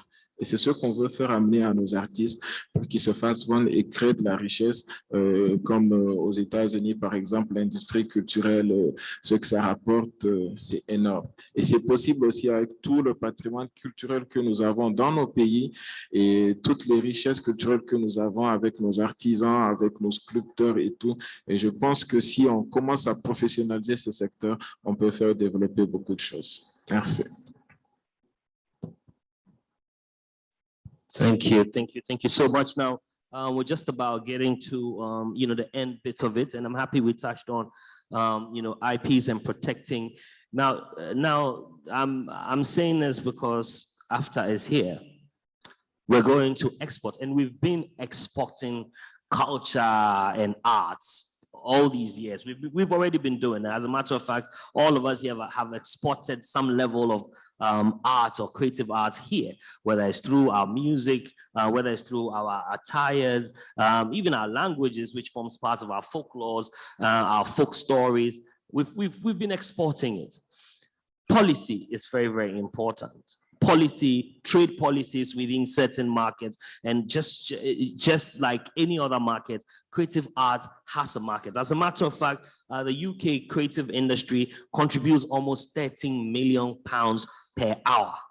13 million pounds per hour, and every year 7.7 billion pounds.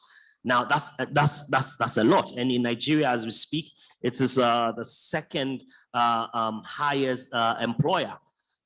So it means that whether we admit it or we don't, the creative arts industry is sort of taking over a few of the other industries that we have around. Policy is very, very important. AFTA is here. I can, for instance, if I make shoes and I know there's a country that does the best of leather. If I make clothing and I can get my fabric from another place, inter-country business relations. But there are so many trade policies that might either restrict me or might hold me back, but which is why this beautiful thing as AFTA is here. How can the creative artists benefit from this? And I'll start with Ferdinand, yes. Okay. So I think that the policies are, the creative people have to even work the policies first before they can benefit from the policies. Oh. And as a creative person in the different countries where we live, we have to get interested in politics. Yes. Because whoever gets into power determines the state of that industry, right? So if we are not politically aware or we're not even politically involved, we can't get the policies on the table that can open up an industry. So just one policy. Today in my country, Nigeria, there have been a lot of regulatory policy changes that is impacting on stuff with respect to fintech, with respect to the crypto industry, with respect to investment platforms and all of those things. And a lot of those policies can drive away foreign direct investments, if not well thought through. So we are not engaging enough, right? And during election, we must get together as a cluster, yes, as a market hub to ask people, what's your plan for IPs? What's your plan for funding creative industries? What's your plan? There was a time the government created funds for Nollywood in Nigeria. And that helped a lot to open up Nollywood. for a season, right? We also need to demand that the 21st century is the century of the creative economy. If anybody running for office cannot answer on their feet what they want to do for the creative economy, they are not fit to lead because they cannot drive an economy, right? And if we're not asking that question, we can't get the right leadership. True. So whether it is co-production deal or bilateral trade agreements, or even this continental free trade agreement that we now have, how many of our people in politics have taken our time to study them? And even for us that are entrepreneurs, creative entrepreneurs, we need to study them. What are the boundaries as you cross? But more importantly, I also want to add, if we're looking at international markets, the only way we can get to that door is the quality of what we produce. So I would even insist that many of us that are in design, in creativity, in technology, in animation, whatever it is, we have to get the quality right. Because if you don't get the quality right, you can't compete. The global market is even more competitive, and substandard cannot get you into that place. I spoke yesterday that I went across African countries looking for some animators to work on a project. I saw animators, but I did not see animators, because the animators, and there are animators. There are people that can just give you the motion graphics and get the head to move. But if I'm going to produce a film that Disney will be happy to acquire, I better get the best quality. And if we don't have schools in Africa that is scaling up and scaling up, we can't get that deal, right? So the important aspect is not about, do we have talents? If the quality of the talent is not going to make something that is exportable, we're still not unlocking that economy. If we're talking about export, we need to get the quality of the training right. But still on you, do you think we have downplayed standards or standardization? Since you're talking about quality, what should be the defined standard? What should be the defined pricing? What should be the defined, so because standard is very, very important. Like you said, I mean, what did you want to look out for? Is it the general accepted thing or standard that made you maybe shun away from the ones you found? Do you understand? What should be do you think we should have a universal standard, and who should be responsible for that? Well, I think that standard might seem relative, but when you come to international environments, every professional knows a standard work when they see one, right? So if I look at a product, for instance, I can say locally it can fly. But if I'm talking about getting my product on Netflix, Netflix has a standard. So if you're into documentary, you're into film, or you're producing for Netflix, you have to meet the standard of Netflix. The money is there. And if you're not meeting the standard, you cannot access that money. So we have to basically not let the international world fall down to a standard, but every creative person will rise up to that international standard, which is the quality of the work you produce.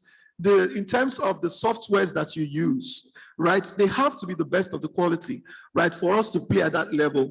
So standard is something I think we need to have as a discussion and even integrate into our learning process. So the standardization, the certification, it's all helping us to meet that global standard. If you don't unlock that global economy, we have not delivered on the promise of Africa. The promise of Africa is that Africa is an exportable continent. Our music, our fashion, our storytelling, our movies, everything is exportable. But the standards have to help us unlock that economy. Thank you. So from my standpoint, I believe that looking at the policy aspect, the people in the creative industry need to first of all start by training themselves. Training themselves in terms of leadership and capacity to be able to sit on the table and have the government and organization put down the right policy to ensure that in our schools and in training organization, the right curricula are being put in place that meet up the needs of the market. What I mean is today we have a lot of people that have graduated from school, but that are not really capable of delivering on the job. For instance, we keep sending our children to school to go and read history. Whereas what we need in the industry today is people that have studied STEM. So we need to have the government work with us to be able to make sure that what the industry needs is what the schools can produce.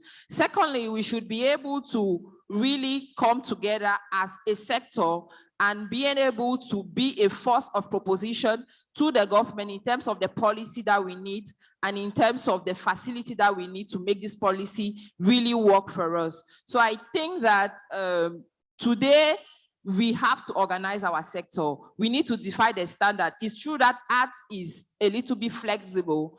The same service can cost 1,000, the same service can cost 100,000. We need to be flexible depending on who we are selling to and what we can put together as standard for the sector to really be at the level that it has to be for the economy to grow. Thank you. Thank you. And you know, this will be the last but one contribution, but this will be the last one from the gentleman here. And after that, we wrap up the conversation. You have about a minute to go on.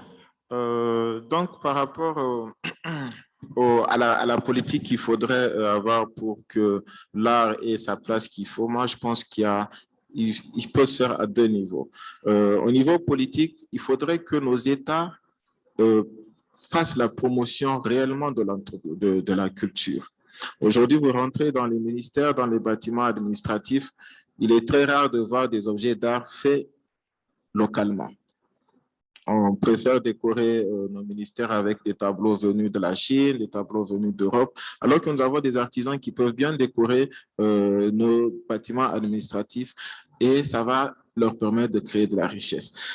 Deuxièmement, les institutions, organisations internationales aussi peuvent aider à faire cela. Tous les bureaux qu'il y a dans nos pays, les représentations qu'il y a, ils peuvent aussi faire cela et promouvoir la culture du pays dans lequel ils sont installés. Maintenant, par rapport aux standards, nous, ce qu'on fait, on est en train de monter des associations.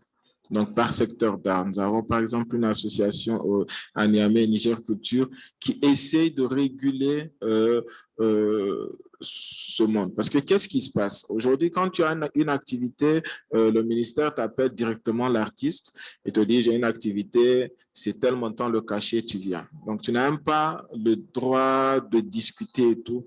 Et parce que tu n'as pas de marché, tu n'as pas de... C'est pas sûr que tu vas avoir une autre prestation, mais l'artiste, il se lance. Donc, nous, dans l'association, nous sommes en train de leur dire que ça ne se passe pas comme ça. Un artiste, tu dois avoir un staff derrière toi, que ce n'est pas à toi que le client va aborder pour te demander de venir prester. Laisse ton manager faire le boulot.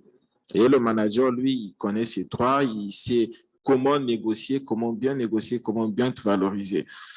C'est un peu difficile, certains artistes nous contournent pour aller directement négocier leur contrat, mais après, quand ils ont des problèmes, ils reviennent nous voir pour intervenir. Donc, nous leur disons qu'il y a une association pour vous protéger, pour vous aider. Passez par cette association et nous allons vous aider à mieux structurer le secteur. Donc, nous faisons des formations avec l'association Niger Culture. Nous faisons beaucoup de sensibilisation pour amener l'artiste à se dire qu'il est important. L'artiste n'est pas juste celui qu'on appelle quand il y a les campagnes, quand il y a les événements sportifs, juste pour quelques temps, juste pour une ouverture d'un séminaire, d'un sommet, et basta, après l'artiste, il n'est plus considéré. Nous nous sommes dit que nous avons un rôle très important à jouer dans le développement de nos pays parce que tout ce qui est sensibilisation, tout ce qui est changement de mentalité, ça peut passer et ça passe par les artistes et par l'art. Donc, si nous voulons toucher plus de monde, je pense que les politiques, les institutions doivent revoir les choses et accorder plus d'importance et une place plus respectable à l'art pour que les choses puissent passer. Merci. Thank you, thank you, thank you, thank you. Please give them a round of applause. It's been amazing. What I picked from the conversation is that we need to, get into policy, proper policy making, standardization. We need to learn about the trade, our crafts. We need to read about our IPs, understand what we find ourselves in. The creative arts industry is as important as any other industry. And this conversation has been amazing this morning. I don't know if there's room for questions. But I know there's limited time. If there are, maybe you can put your questions down, and I'm sure in due time it will be collected and it will be thrown to the panelists maybe at the right time. Unless I have the queue. If I don't have the queue, then I'll just wrap. Right. Okay. One question. If I can see a hand, I would. Okay. Yes. The gentleman here has a question. Kindly step to the microphone and please tell us who you are and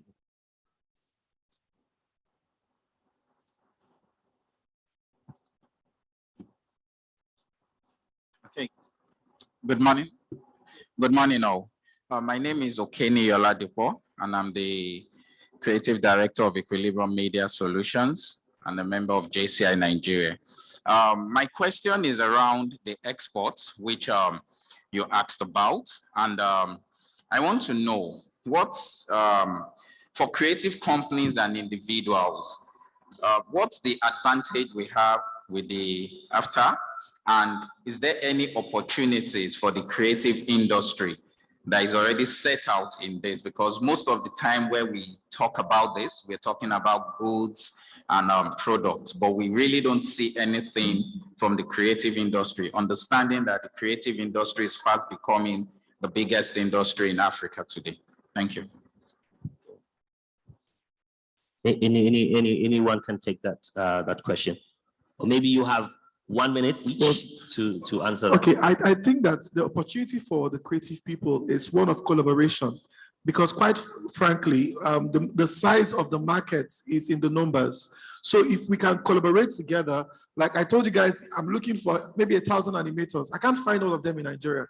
So if I can find 20 in Ghana, 30 in Senegal, they're all coming together to work on a project that is exportable, because the international market is where you have the dollars. The local market is where you have the skill, right? And I also like to say that quite a number of creative people in Africa are already on platforms like Upwork, Fiverr, where they are making money day by day, offering services, right? It's not just the large percentage of people yet, because if you don't have access to data and you don't have the skill or the necessary information, you can't get on that platform, right? So but I will again say, the opportunity for us in the trade deal is one of collaboration, to be able to bring our skills together across the country and work on projects that can allow for us to export them significantly. And that's me speaking from my own perspective, right? So what I want to add to that is that within the free trade zone, there are special allocation for the transaction of service within the region. So maybe UNECA can give more details, but I think that specific aspect is still in discussion within the states to make sure that there can be free movement of services within the continent. So I think when that document will be ready, maybe we'll have more details into what really are the facilities or the opportunities for the creative industry within the free trade area. Thank you. Thank you. And it's been a great conversation. I think at this point, I'm going to hand over back to you, but unless you want to say something. Okay. Voilà, donc par rapport aux avantages qu'offre la SLECAF pour l'industrie culturelle, il y a d'abord, comme ils l'ont dit, le partage d'expérience. Aujourd'hui, nous, au Niger, ça nous grandira beaucoup quand on va venir au Nigeria, partager l'expertise du Nigeria dans la musique, dans le cinéma, ça peut beaucoup nous aider. Parce que nous avons des artistes qui ont le talent chez nous, mais ils n'ont pas de visibilité. Et comme il a dit qu'ils sont en train de chercher des graphistes, nous en avons. Je connais beaucoup qui ont du talent, mais qui n'ont pas cette opportunité pour faire valoir leur talent, pour le faire connaître. Et je pense que la SLECAF peut nous aider à collaborer entre nous et à partager nos expériences, et ceci permettra certainement à faire évoluer les choses. Merci.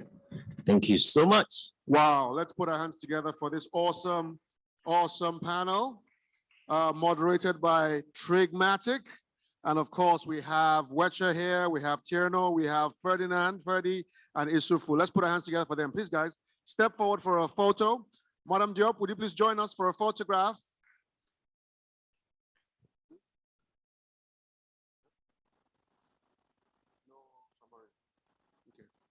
And yes, Mrs. Chedu as well.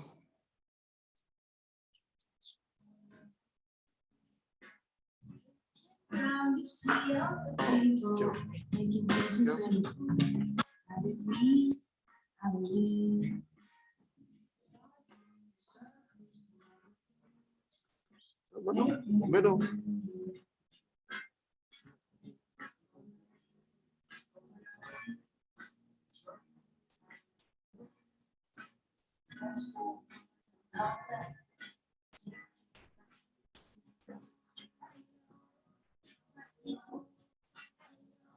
Thank you so much. Let's put our hands together for them one more time.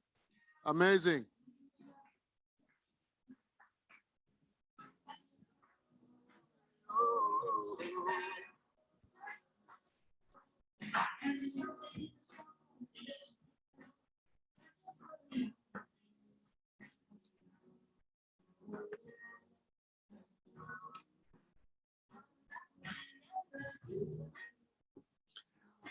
Okay, thank you so much. We're going straight on to the next panel discussion. And this is panel session 2.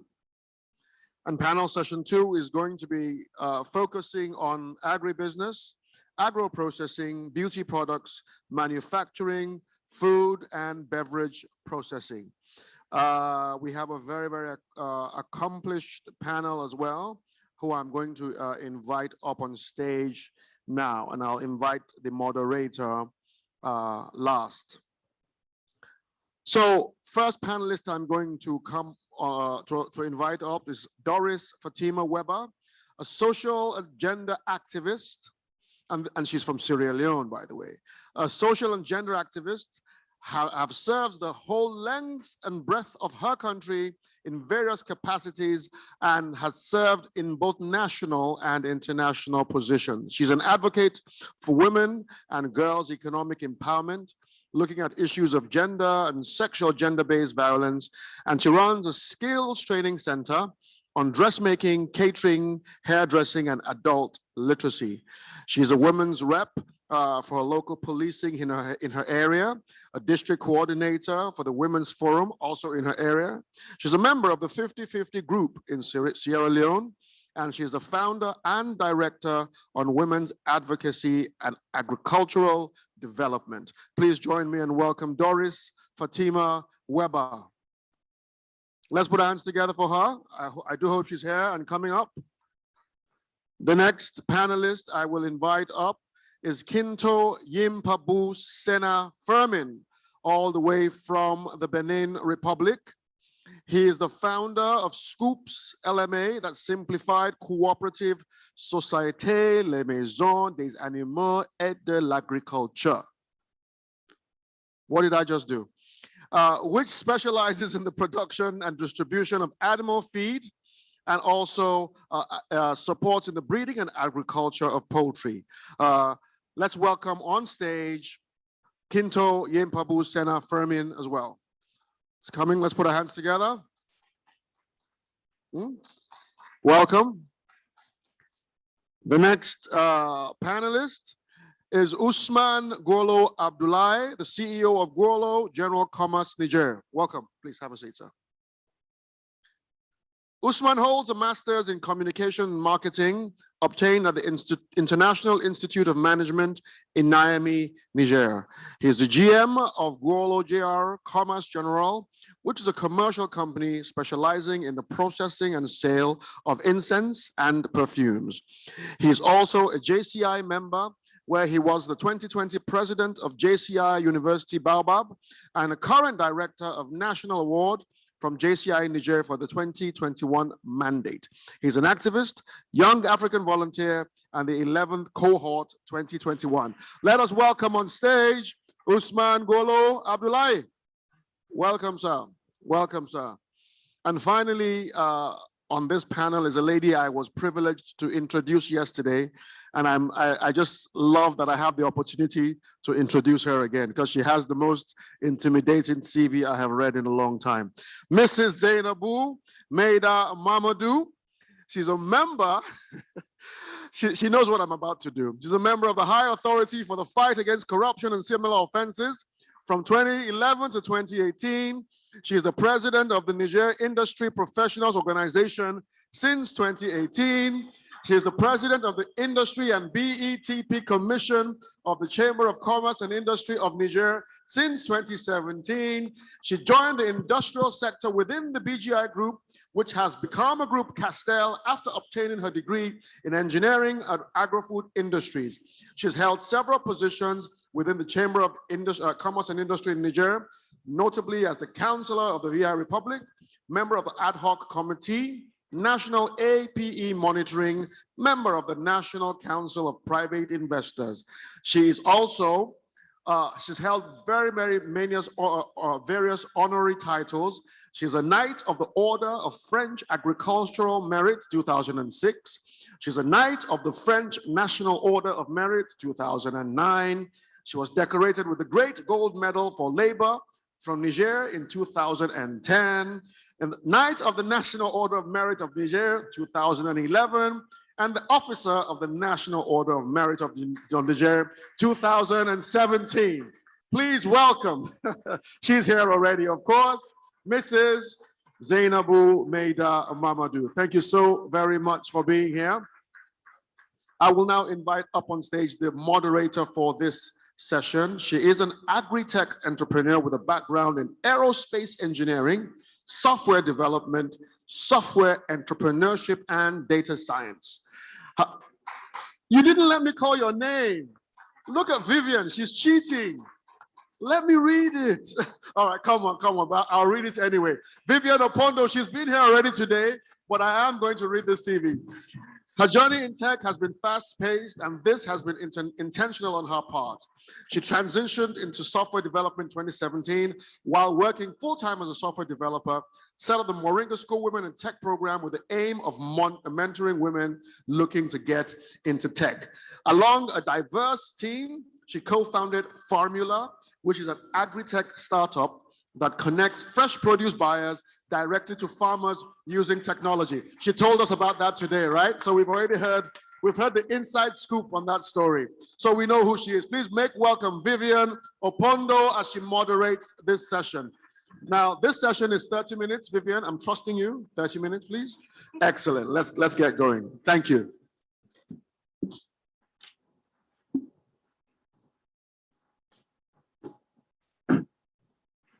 Thank you. Welcome everyone again to this session. I'm really passionate about agriculture, so I'm excited. And I find how I learn is by moderating panels and getting to hear from different people. We have a diverse team on the floor today. So we'll start us off with the first question, which is around the industry as it is right now. How then can we encourage the young people who are already in the agricultural space to stay? And how can we get more women into the space and support them to stay? So I'll start with you, Kinto, and then we'll go to Osman, and then we'll finish with Zainab.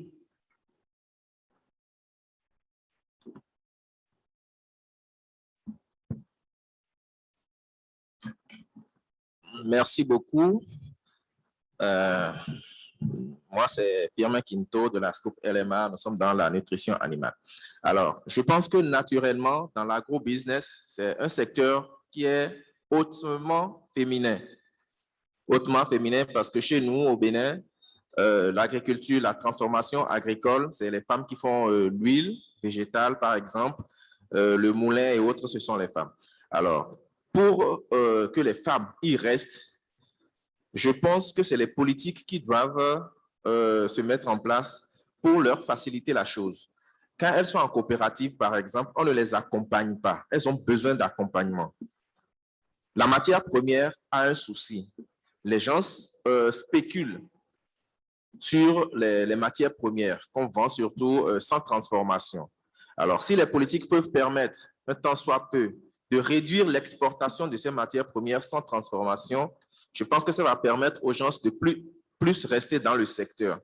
C'est vraiment ça qui est le souci dans notre secteur, la matière première. La matière première est bradée, elle ne subit aucune transformation. Donc, ceux qui la transforment devraient être encouragés par des mesures fiscales plus allégées et non qu'on ait des harcèlements du fisc. Donc, c'est un peu ça. Je pense que c'est les microfinances doivent trouver un autre moyen. S'il peut y avoir, par exemple, une banque agricole et autres, ça pourrait aider les femmes et les jeunes à rester dans le secteur de l'agro-business. Merci. Thank you, Kinto, for that contribution. And kindly, if you have any questions, please note them down and then we'll take them after. So over to you, Osman. The same question. How do we then encourage people who are not in the space to get into the space, especially young people? and the women who are already in the space to stay in the agricultural space.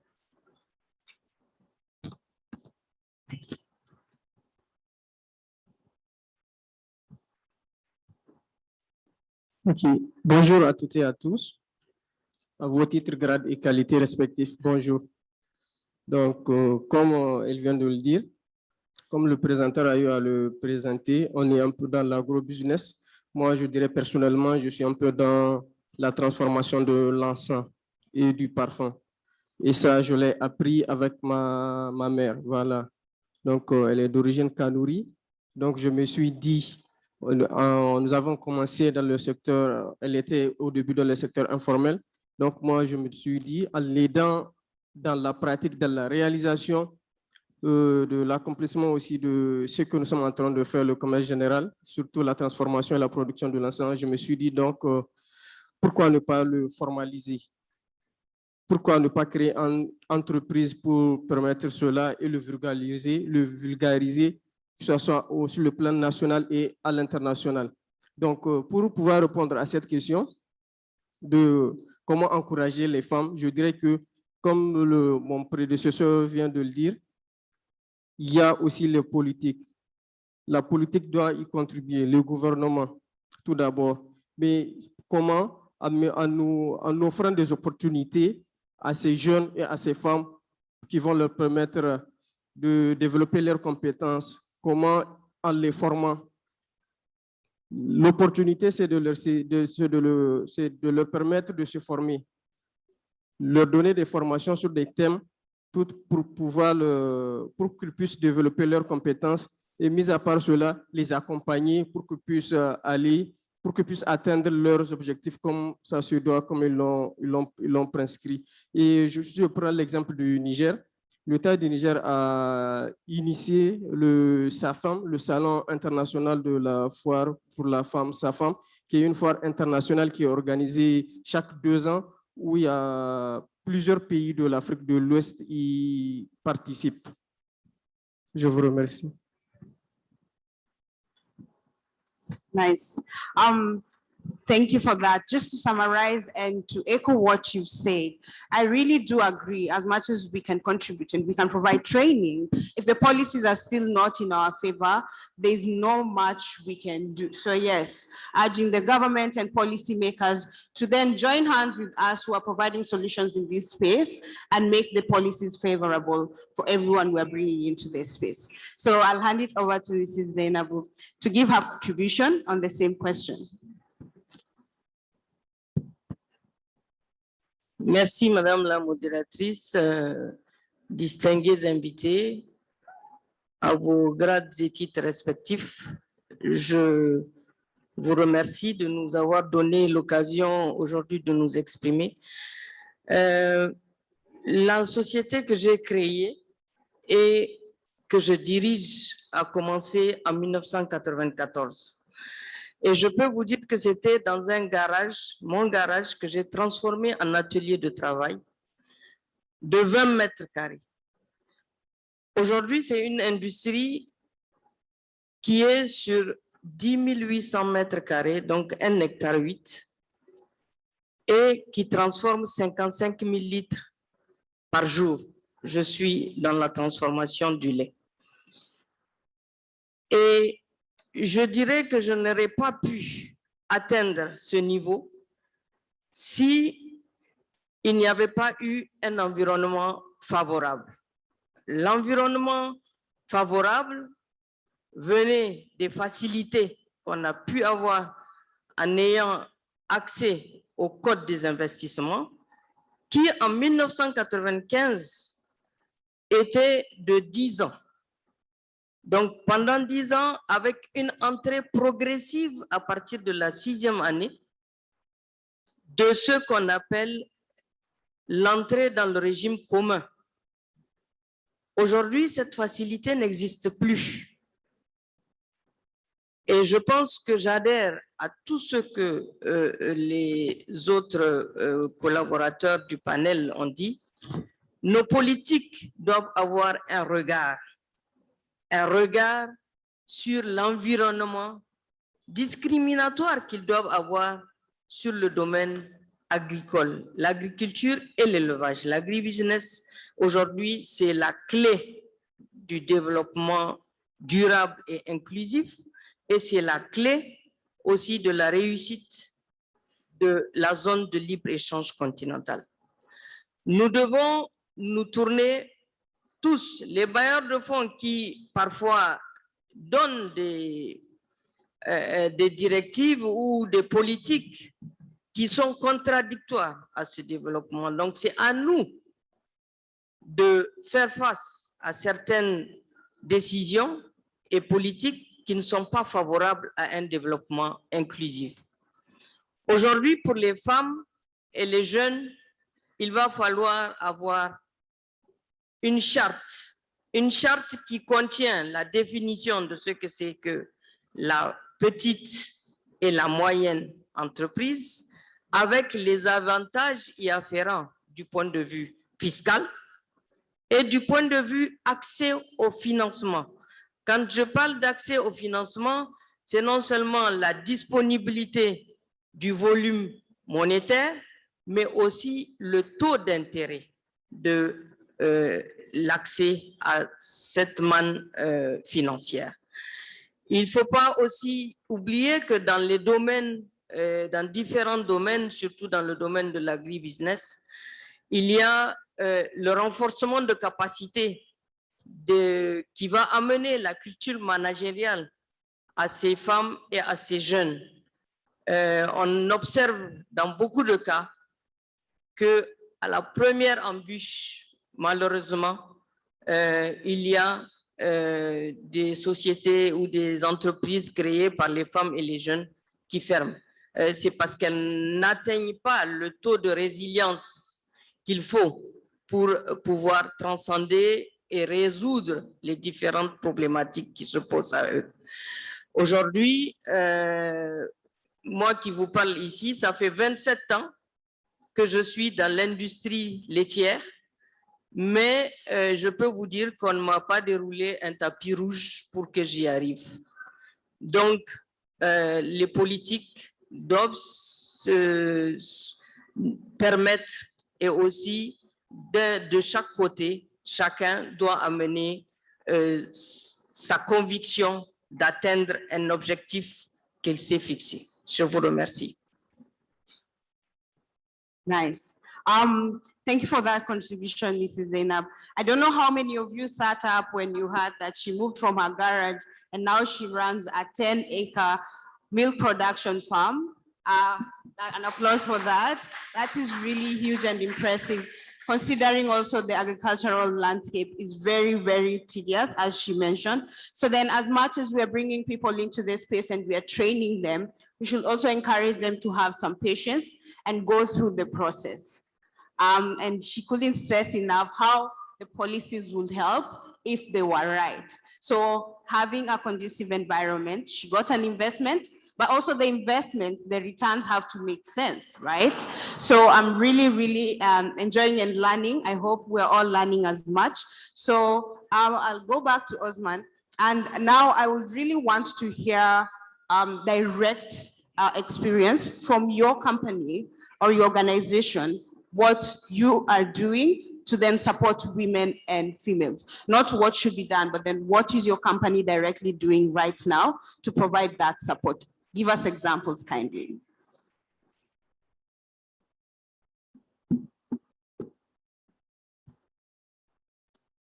OK, merci.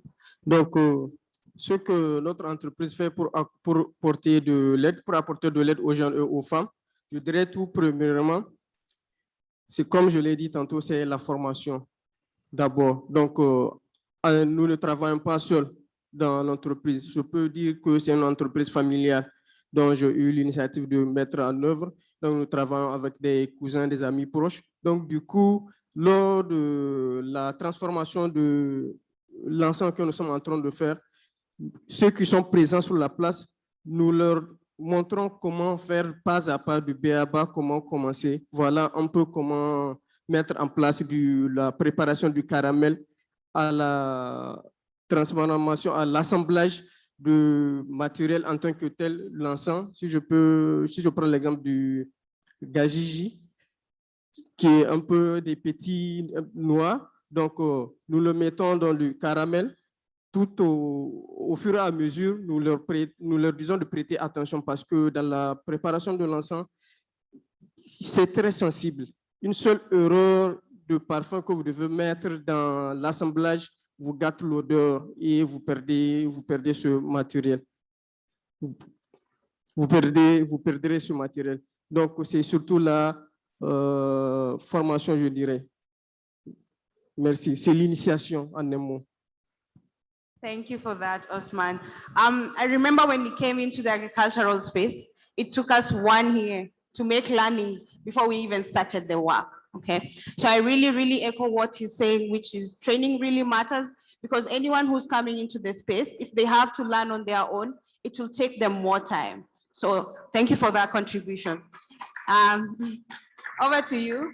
And then my question to you is, right now, looking outside, any international organizations that are already in the space and are providing support, what kind of feedback can we give them, right, to continue this relationship with us on the continent and how they can best support us?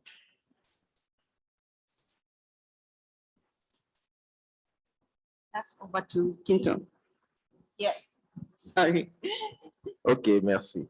Alors, pour la petite histoire, lorsque nous avons voulu nous mettre en place, j'ai relevé un petit défi qui était d'abord, j'avais une moto.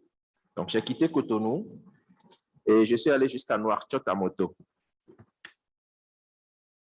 C'était pour prospecter et voir ceux avec qui nous pouvons faire affaire. On a pris par le Burkina, par le Niger, par le Mali et on est sorti à Nouakchott. On a dormi à la Belle Étoile.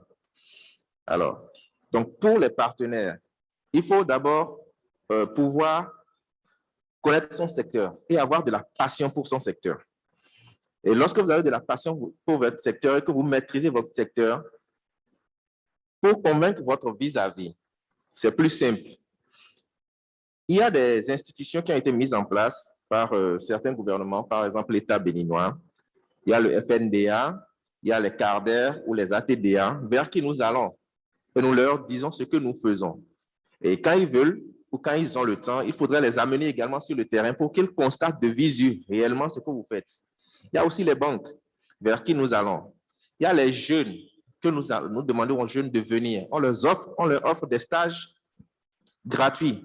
Ils viennent, on les loge, on les nourrit pour qu'ils puissent apprendre. Nous allons dans les lycées. Nous faisons des contrats avec certains lycées, les lycées techniques surtout, pour que dès qu'ils finissent de former, que ces jeunes puissent venir chez nous et faire des stages et apprendre. Donc, c'est un peu ce que nous faisons sur le plan de partenaires avec les institutions que nous avons sur la place. Merci. Nice. You pointed out a few things that really stick out to me, whereby as much as you're providing internships for the young people, and you also make sure that they're not running on an empty stomach, very key, I think, because then if you come to learn and you have to think about external factors affecting you, it will be a bit difficult. I would want to add something to the international organizations. I think that should be more of them learning from us and what we need, as opposed to them coming with solutions. They should be able to listen and collaborate, and then we can work together. And I feel like it's happening, but it can get better. So on to you, Mrs. Zainab. I think my second question to you would be, currently, how many women do you work with directly? And do you feel like the space is accommodating for women currently? I'll give you an example. When we started, we were just bringing a solution that was tailored for everyone. But what we realized was women cannot be able to operate the same with men. Going to the market is hard for them. They have to take care of the family first before they can then go to the market. And the second thing is you find the market is the local markets are very rowdy and a bit dangerous for women, if I may put it that way. So they found value in what we were doing is we're connecting them directly to farmers. So did you find yourself to have to tweak and tailor make your current farming business? to accommodate women, or is it just seamless and it accommodates both men and women as it is?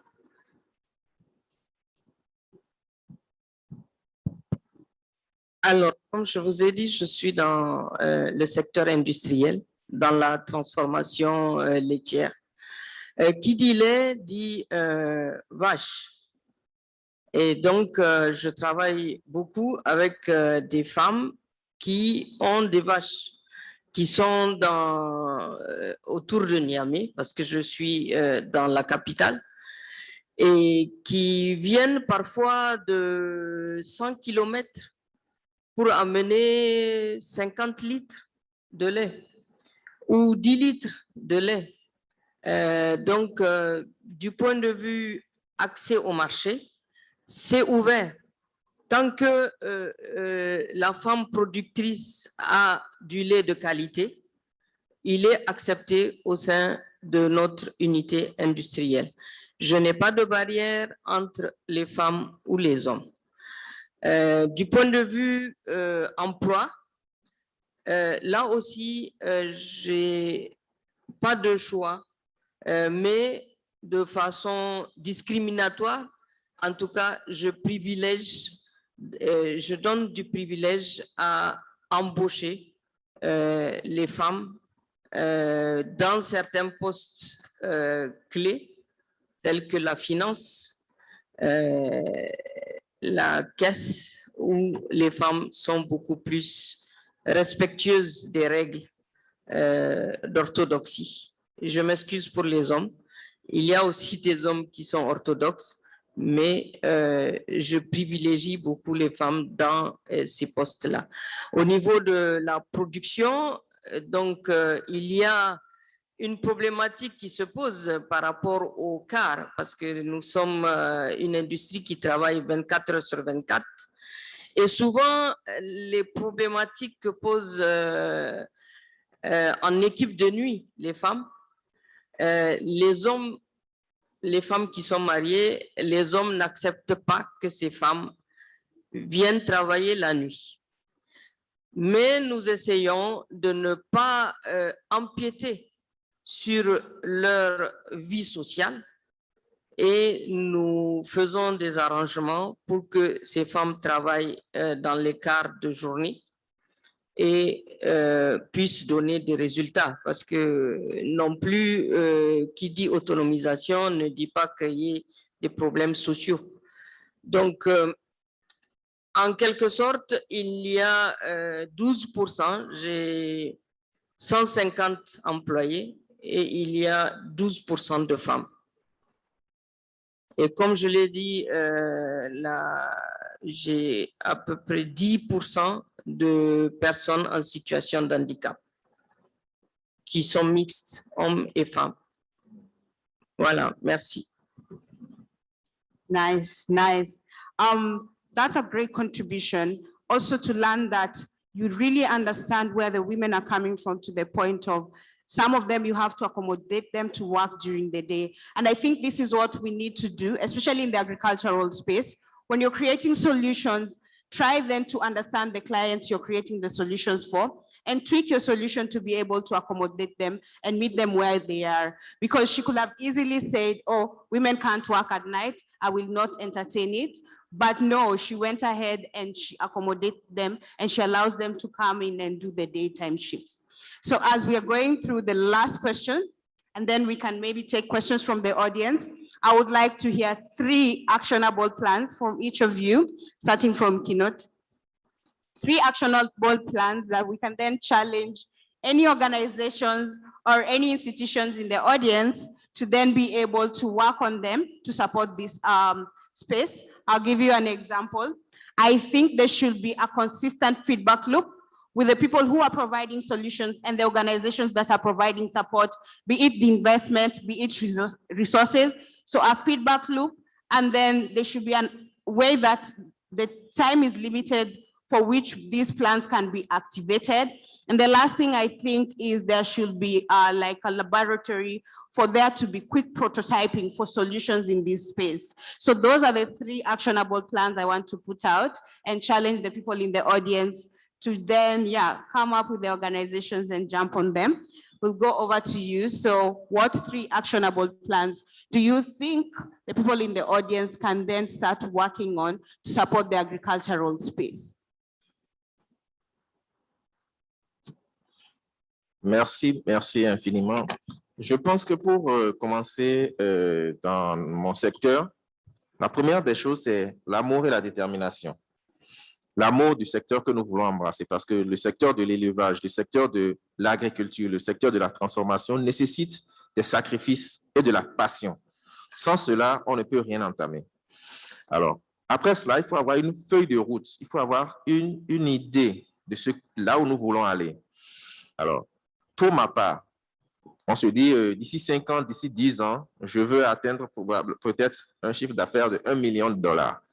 Un chiffre d'affaires de $1 million, ça ne tombe pas du ciel. Il faudrait se dire, je mets 5 francs de ce côté, j'ai 5 francs comme capital, et quand je prends mes 5 francs, voilà ce que je fais avec. Et je dois prendre, il y a une part qui est pour le matériel, qui sera amortie, il y a une part des charges qui sera personnelle, les personnes que nous allons recruter, leur traitement. Donc, c'est tout un canevas qu'il faut avoir. Il faut avoir un business plan. Un business plan à court, moyen et long terme. Ce que nous allons faire tout de suite et ce qui va s'emboîter. Et l'autre chose, il faut essayer également de sortir et d'échanger avec les gens du secteur. Parce que l'information, c'est capital dans notre secteur et l'équipement change, ça évolue. Il faut faire une mise à jour. Donc, je pense que c'est les 2 premières choses qu'il faut faire, son plan d'action, avoir l'amour et être vraiment un visionnaire. Parce que ce n'est pas facile. Ce n'est vraiment pas facile dans l'agro-business. Surtout avec des matières premières qui changent tout le temps.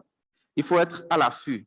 Lorsque tu dois utiliser, par exemple, je prends un exemple simple du soja, dont le coût passe à, je ne sais pas, $1 sur le marché, alors que tu peux avoir une autre matière de substitution qui serait peut-être à $0,5 sur le marché. Il faut savoir faire ça et pouvoir réajuster les formules.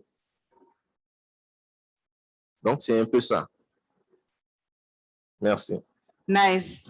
Oh, thank you. So mentioned you have to be patient when you're in this space, better planning and the way to disseminate information. And since the prices fluctuate, that's also a challenge that's being put out there. Osman, 3 actionable plans that we can then put out.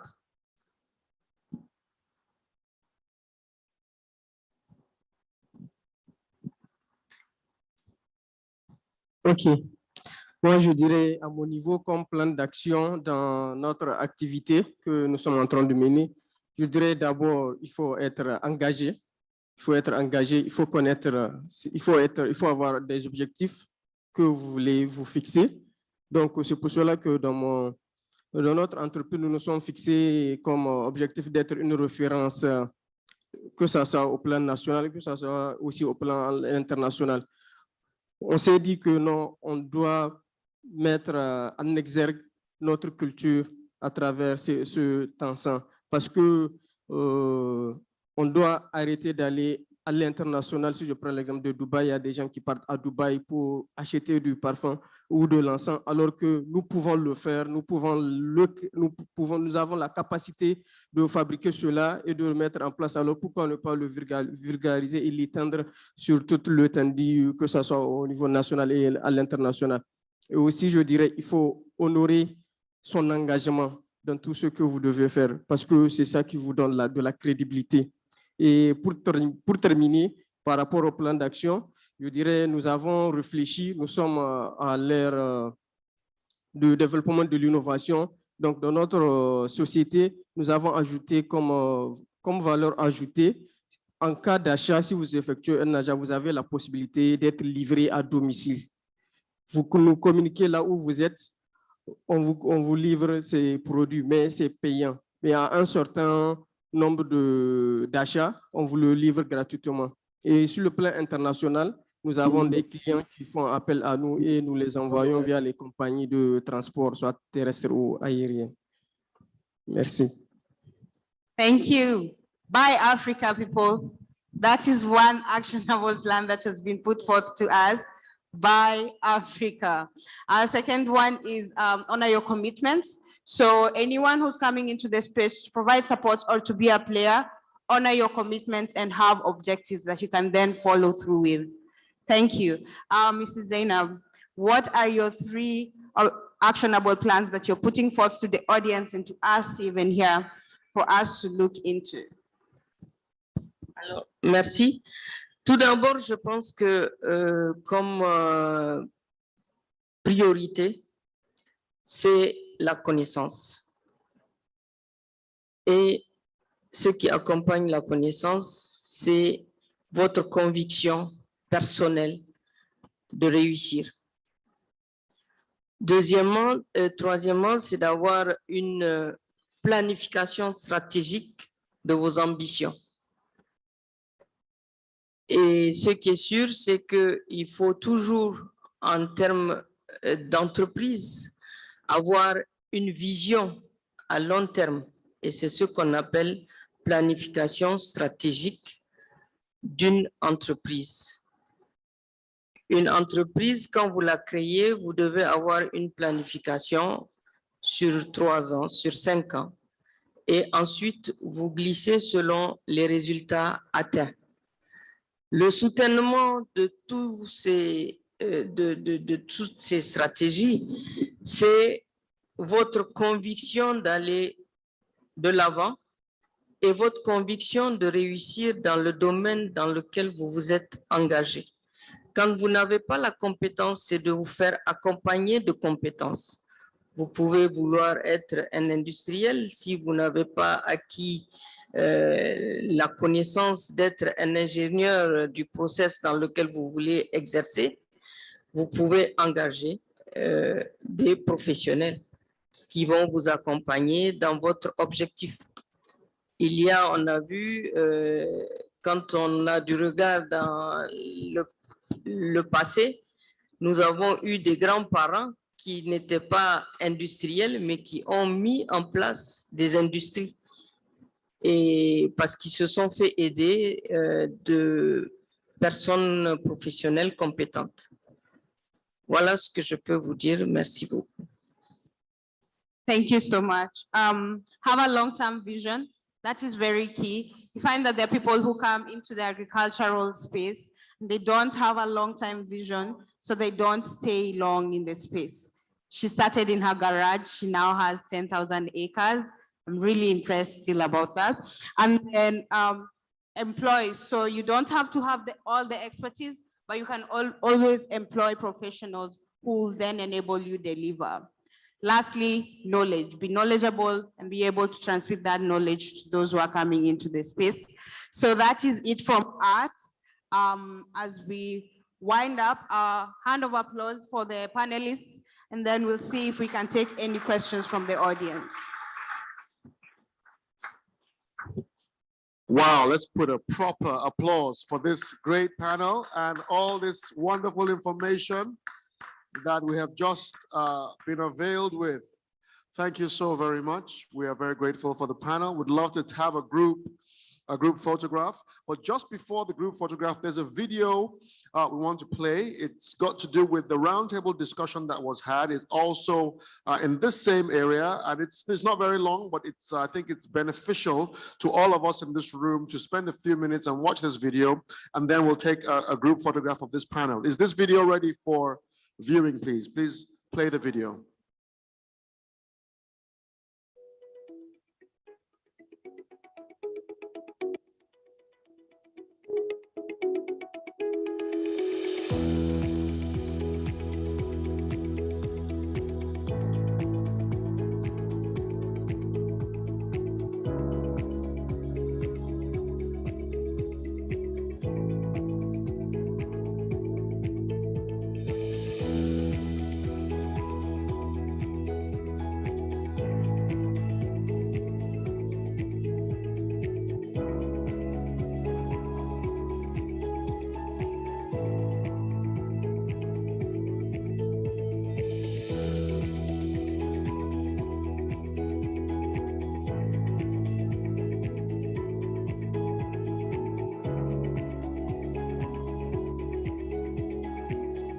Lagos, Nigeria. For more information, log on to www.uneca.org or www.compactglobalservices.com.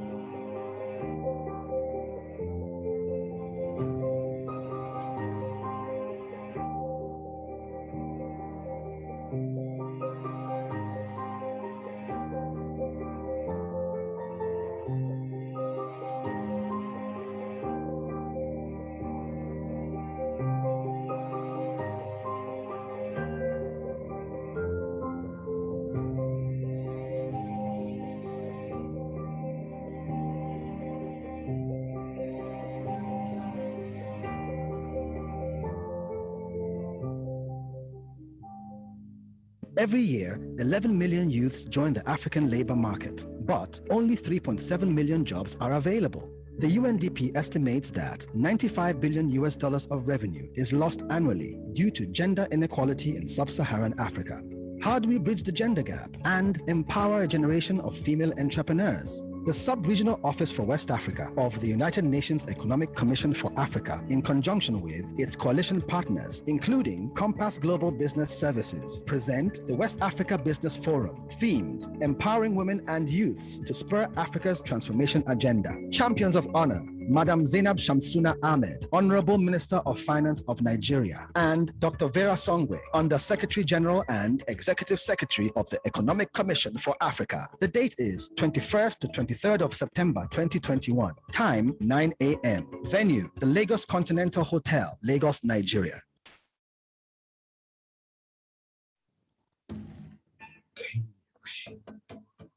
Kai ne kunci, haushin ka mashaya jini ba ka koshi, kamar kwarcin rana da doguwar tafiya, ina za ta kai ka?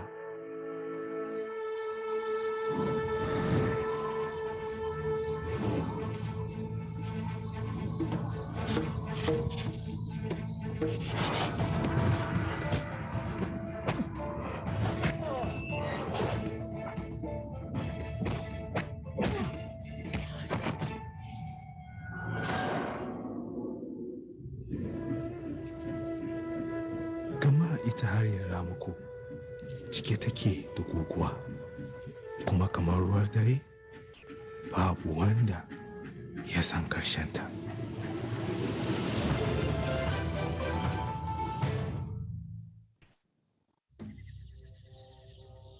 Perched upon a hill in Africa, seated between the past and the future, lies a universe bound with magic and wonder. A land overflowing with palpable dreams. The sleeping giant rises from her slumber and awakens the rest of the world with her. It is on this soil that legends are made, heroes are born, and villains are vanquished. And now, the tale of a continent thought to be buried in the dust emerges as a phoenix from the ashes. A continent whose time has come. This is the story of a new Africa. From Africa to the world.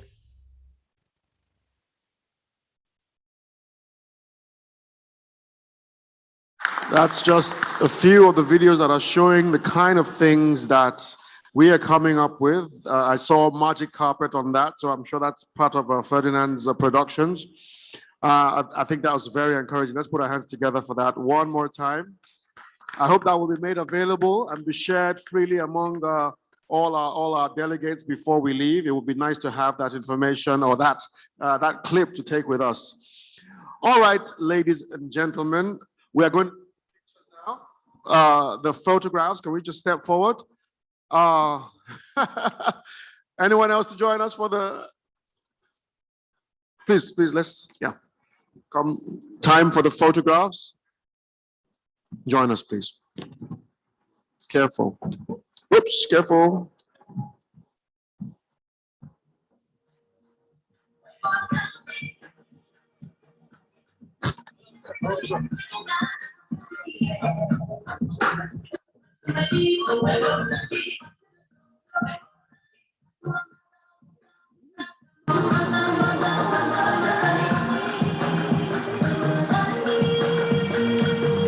Right.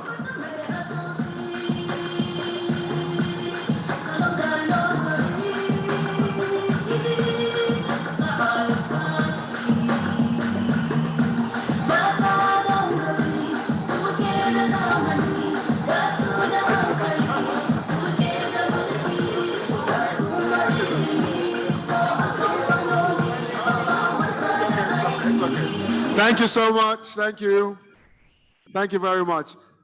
All right, ladies and gentlemen, we're going to take a very okay. Thank you. We're going to take a very short tea break because, like I said in the morning, we have a very action-packed day. One last round of applause for this panel, please. One last round of applause. A loud one. Thank you. Thank you very much.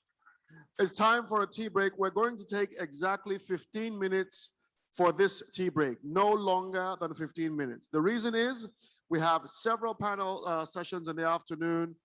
There's a lot to do, and we do not want to keep you today later than we have to. So while we're going on a tea break now, we'll be back in 15 minutes. That is exactly 12:40. It's 12:25 now. 12:40, please let us come back. I will start to make the announcements from 12:35. So please, let's be ready to kick off at 12:40 and get on with the rest of today's activities. Enjoy your tea break. Thank you.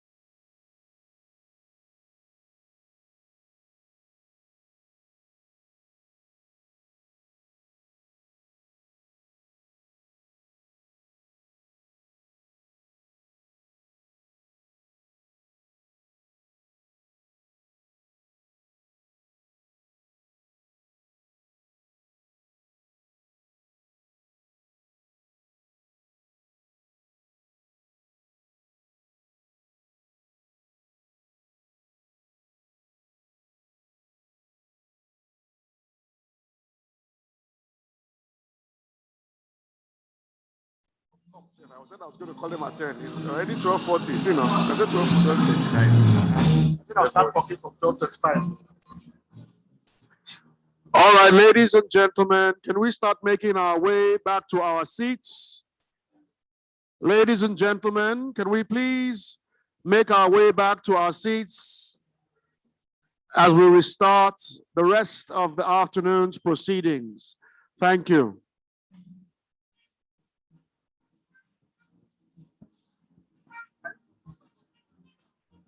Okay.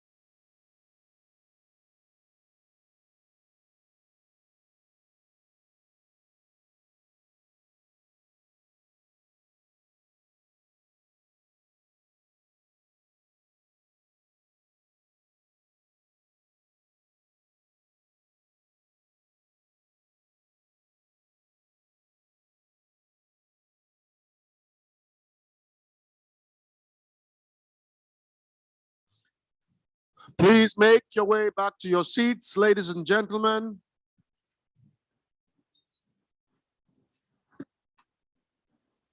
It is the agreed time, and we are about to begin.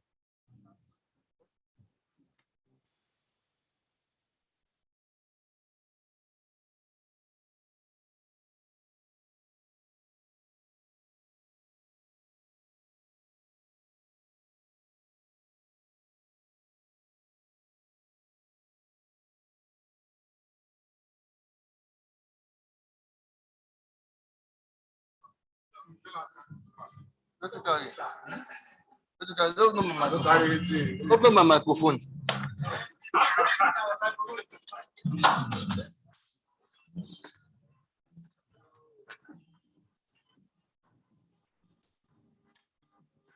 Go on, 2, 3, 4, 5, 6.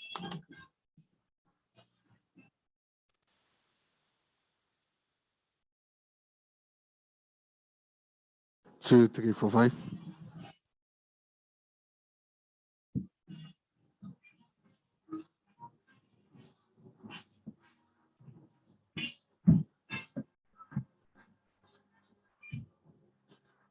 Two, three.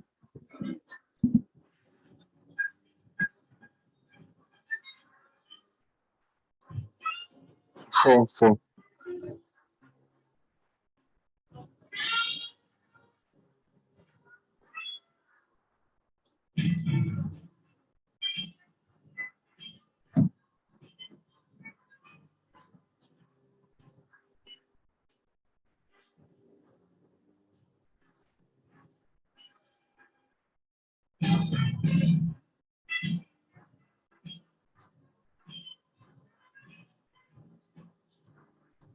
Where is everybody?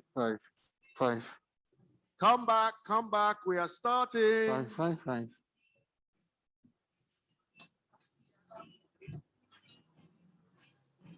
Can you turn down the music a little bit, please? Our lady ushers at the back, can you please go to the tea break and tell everyone to please come back in?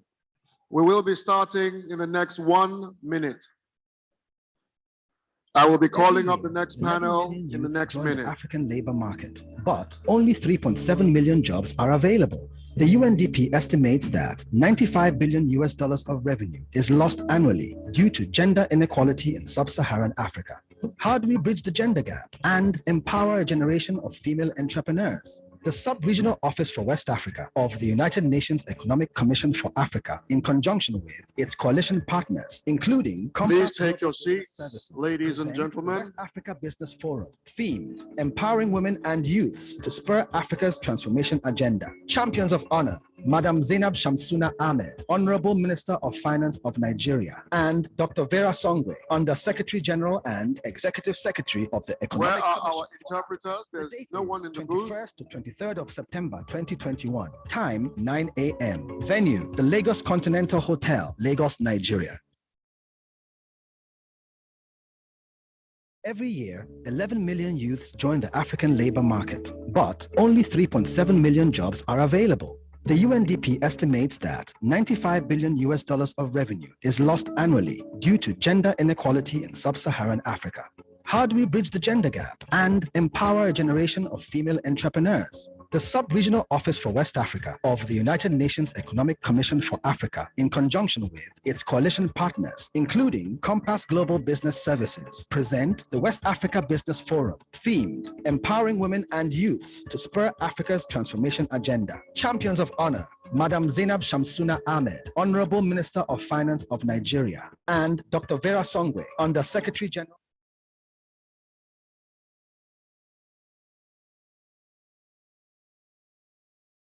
Panel, and I will be introducing them right away. The first panelist I'll do the moderator last, as I normally do. The first panelist I will introduce this afternoon is someone I know very well. His name is Mr. Patrick Marinho. He's the Chief Executive Officer, Avante Consulting Solutions, Nigeria. Let's put our hands together for Patrick Marinho. He's a visionary business leader and an accomplished information technology professional with over 23 years of experience.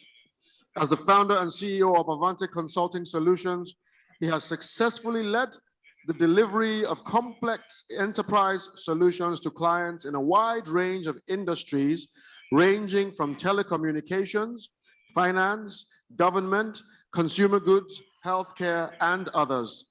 Avante is focused on providing value and innovation to the African market. Mr. Marino is a founding director of More Loyal Solutions, a software manufacturing and fintech product company. He also sits on the advisory board for Cisco Unite Academy. Prior to this, he was a self-employed IT contractor in Europe with long-term contracts at IBM, the Department of Works and Pensions UK, and Deutsche Telekom Germany. Mr. Marino holds a B Engineering, Chemical and Processing Engineering, and had a successful stint in academia for 4 years as an associate lecturer at the School of Management, University of Surrey, UK, specializing in project management and risk management. Significantly, his company Avante is now eGain's most successful implementation partner in Nigeria and sub-Saharan Africa. Please join me and welcome Mr. Patrick Marinho to the stage. Thank you. Not in the room now. I'm sure he will join us in a minute or two. The next panelist I'm online. I'm inviting is Kifayat Moru, the Executive Director, Association Be a Blessing. Kifayat has a master's degree in general public law. She is a lively and dynamic young woman with a passion for education and knowledge. She's always looking for the best way to combine her personal success in life with the development of her community and her country. This desire led her to get involved in youth organizations, including the JCI and ISEC, where she volunteered. On the strength of these associative experiences, she founded the Be a Blessing Association, which she chairs. This association contributes to the empowerment of women and the promotion of children's education. She is former president of JCI Lomé Prestige, where she is committed to empowering women to achieve their ambitions by creating the first Lean-In Circle in Togo. These efforts were recently rewarded by her selection to participate in the Young African Leaders Program initiated by the United States government, the Mandela Washington Fellowship for 2020 and 2021. Please join me once again and welcome Kifayat Moru from Be a Blessing. Here she comes. You're most welcome. Please, ladies first, take a seat. The next panelist I will be introducing this afternoon is Ahwandjunu Segbedi Yelwan Wilfred from the Benin Republic. He's an expert in information systems and digital economy. He's a certified ISO 27001, is a lead implementer and the national president of JCI Benin Republic. Please welcome with me Ahwandjunu Segbedi. Is he here? Please come up on stage. I know he's here because I saw him in the morning. JCI Benin Republic. The final panelist on this panel is someone we have seen earlier today. He did tell us a bit about his business, Lenali. His name is Dr. Mamadou Guro Sidibe, all the way from Mali. He's an IT engineer, a computer scientist, an innovator, and an entrepreneur. He founded and developed Lenali, which is a social media application much like Facebook, but uses voice-based technology in local African languages. He refers to himself as a digital inclusive entrepreneur. He told us quite a lot about that app this morning. Please join me and welcome Dr. Mamadou Sidibe as he comes and joins us on stage as well. Welcome, sir. My last introduction to this panel is none other than the moderator. We have also heard from him today. He was on one of the earlier panels. He is the co-founder of Blossom Academy. He told us about his academy also in our case study. He's Jeff Achiampong. We know Jeff already. He was here yesterday. He was here today. Let's welcome Jeff as he comes up on stage to moderate this session. For this session, we have roughly about 35 minutes.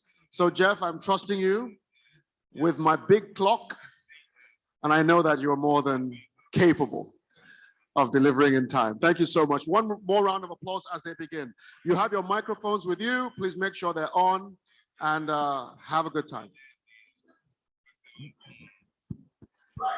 Before we start on this panel, I just wanted to say something to our virtual attendees. We know we have quite a few people online with us. We acknowledge you. We know you are there. We are glad you're spending your time with us today. You've been with us for 3 days. In fact, let us applaud our online viewers today. We are clapping for you. Thank you for joining us and being online.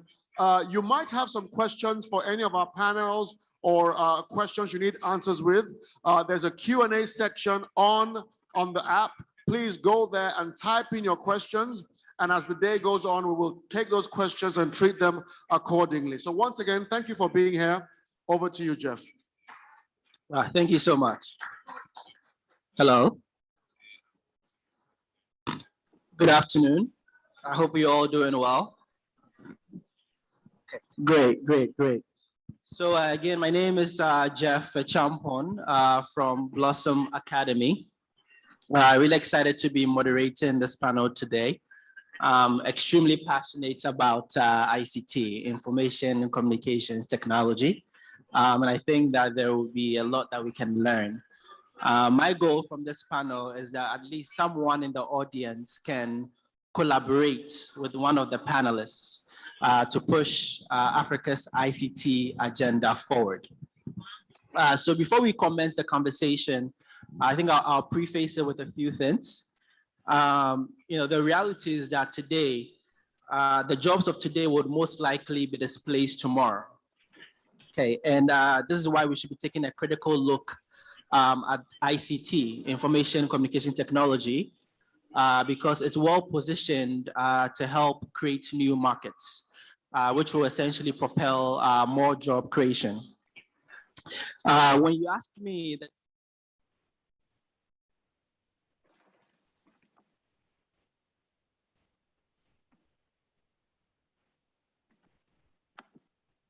African problems. You see, the reality is that the African continent is well positioned to leapfrog, right? Let's take an example. I used to live in Nairobi, Kenya, and I was really amazed by the fact that the majority of the time, I never carried my wallet. However, when I lived in New York City, I always take my wallet and my credit card. And the reason why I never carried my wallet was because I used M-Pesa. Wherever I go, I'll be making payments with my mobile phones. So it just told me how much, East Africa or Kenya specifically has leapfrogged. So it brings me to my final point, that this means that the fourth industrial revolution is up for grabs. We are all at the very beginning of the revolution. And Africa's youth are well positioned to be competitive on the global scale. So through these conversations, I'm hoping that we can learn from our esteemed panelists how they are contributing to the narrative when it comes to technology on the continent. So without further ado, we'll start from our lady on the panel for her to start with introductions. Each person will give an introduction, and I'll love you to answer a very simple question as you introduce yourself. So you can tell us who you are, what you work on, and also we'll love you to share with us what role will ICT play in boosting Africa's economic growth and productivity. What role will ICT play in boosting Africa's economic growth and productivity? So without further ado, Madame Mourou, we can get started. Merci beaucoup. Je vais y aller en français et je crois que les amis anglophones vont suivre en anglais. Je suis Kifayat Mourou du Togo, comme monsieur l'a présenté. Je suis entrepreneur social, juriste de formation, et aujourd'hui, je me définis beaucoup plus comme championne du monde rural parce qu'il y a un très grand déphasage entre tout ce que nous avons comme opportunités quand on est en ville et les opportunités qui arrivent dans les villages. Et c'est même pour ça que l'association que j'ai fondée, que je dirige, s'appelle Association Be a Blessing. C'est-à-dire, il faut être une bénédiction qui fait couler la bénédiction vers ceux qui n'en ont pas. Par rapport au TIC, c'est la technologie de l'information et de la communication dans les milieux ruraux, il est fort à noter que les élèves, moi je travaille beaucoup plus avec les élèves et les femmes, n'ont pas forcément accès à cette manne-là, cette opportunité que sont les technologies de l'information et de la communication dans les villages. Et ils ont accès à cela très tardivement. Et donc, avec mes opportunités, moi, j'ai une bibliothèque mobile qui va de village en village. Nous apportons avec cette bibliothèque-là un peu d'informatique, un peu de robotique pour que les enfants puissent réellement profiter de cette opportunité pour réellement se rendre compétitifs sur le marché de l'emploi quand ils seront plus grands. C'est dans ce sens-là qu'au Togo, l'association Be a Blessing apporte pour que demain, les prochains employés, les prochains entrepreneurs puissent déjà, quand ils sont tout jeunes, avoir accès à ce produit qui nous permet d'être en avance sur le monde, tout comme ou bien d'être compétitif par rapport au monde entier. Et aussi le TIC au Togo, ou l'économie numérique au Togo dans l'économie togolaise a apporté beaucoup, surtout dans ce contexte de la COVID. Cela a permis d'augmenter les ventes ou bien de changer même la figure des ventes parce que les femmes ont de plus en plus fait, ou bien toute la population d'ailleurs, a de plus en plus fait usage de WhatsApp, de Facebook pour pouvoir vendre et écouler les marchandises quand on est passé en couvre-feu. Et cela a réellement aidé à améliorer l'économie. Du coup, il y a de l'espoir quand on voit l'utilisation que nous faisons de plus en plus des TIC et de l'économie numérique. Merci. All right, thank you so much. So just to quickly recap what was shared, I think some of the biggest highlights for me was the fact that women in rural communities do not have access to ICT technologies. As a result, one of the solutions that have been developed by Be a Blessing is to essentially create a mobile library that provides training to students in order for them to be competitive in the global market. As we all know, COVID has also resulted in a lot of people moving online, either to trade, to do business. So this positions the students to also get jobs as well. So we'll move on to our next panelist to also give us an overview of what he does and briefly answer the question posed initially.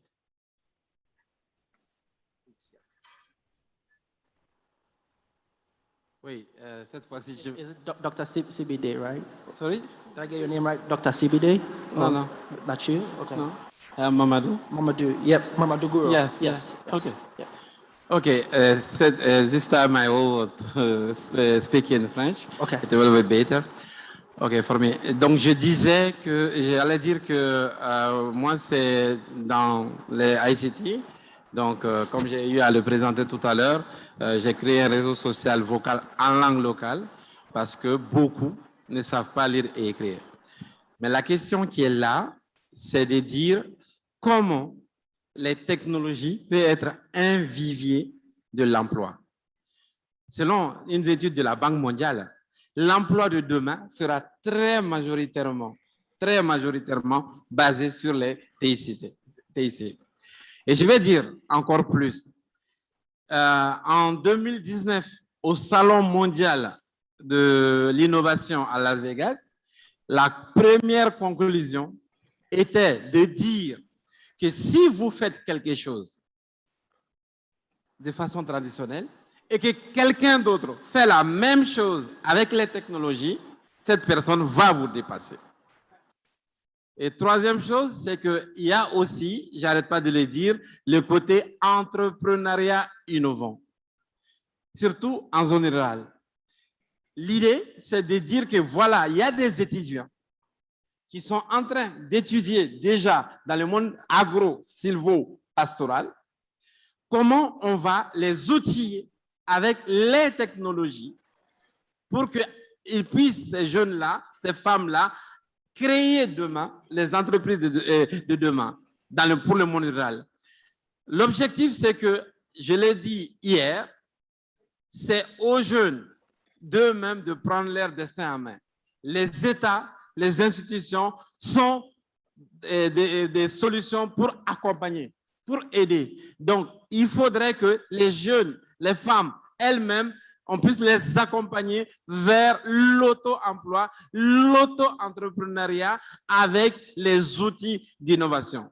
Mais ça ne se passera pas sans l'innovation elle-même, donc sans la formation, sans l'incubation et sans l'accélération. Donc les projets sont une aubaine pour accompagner tout cela.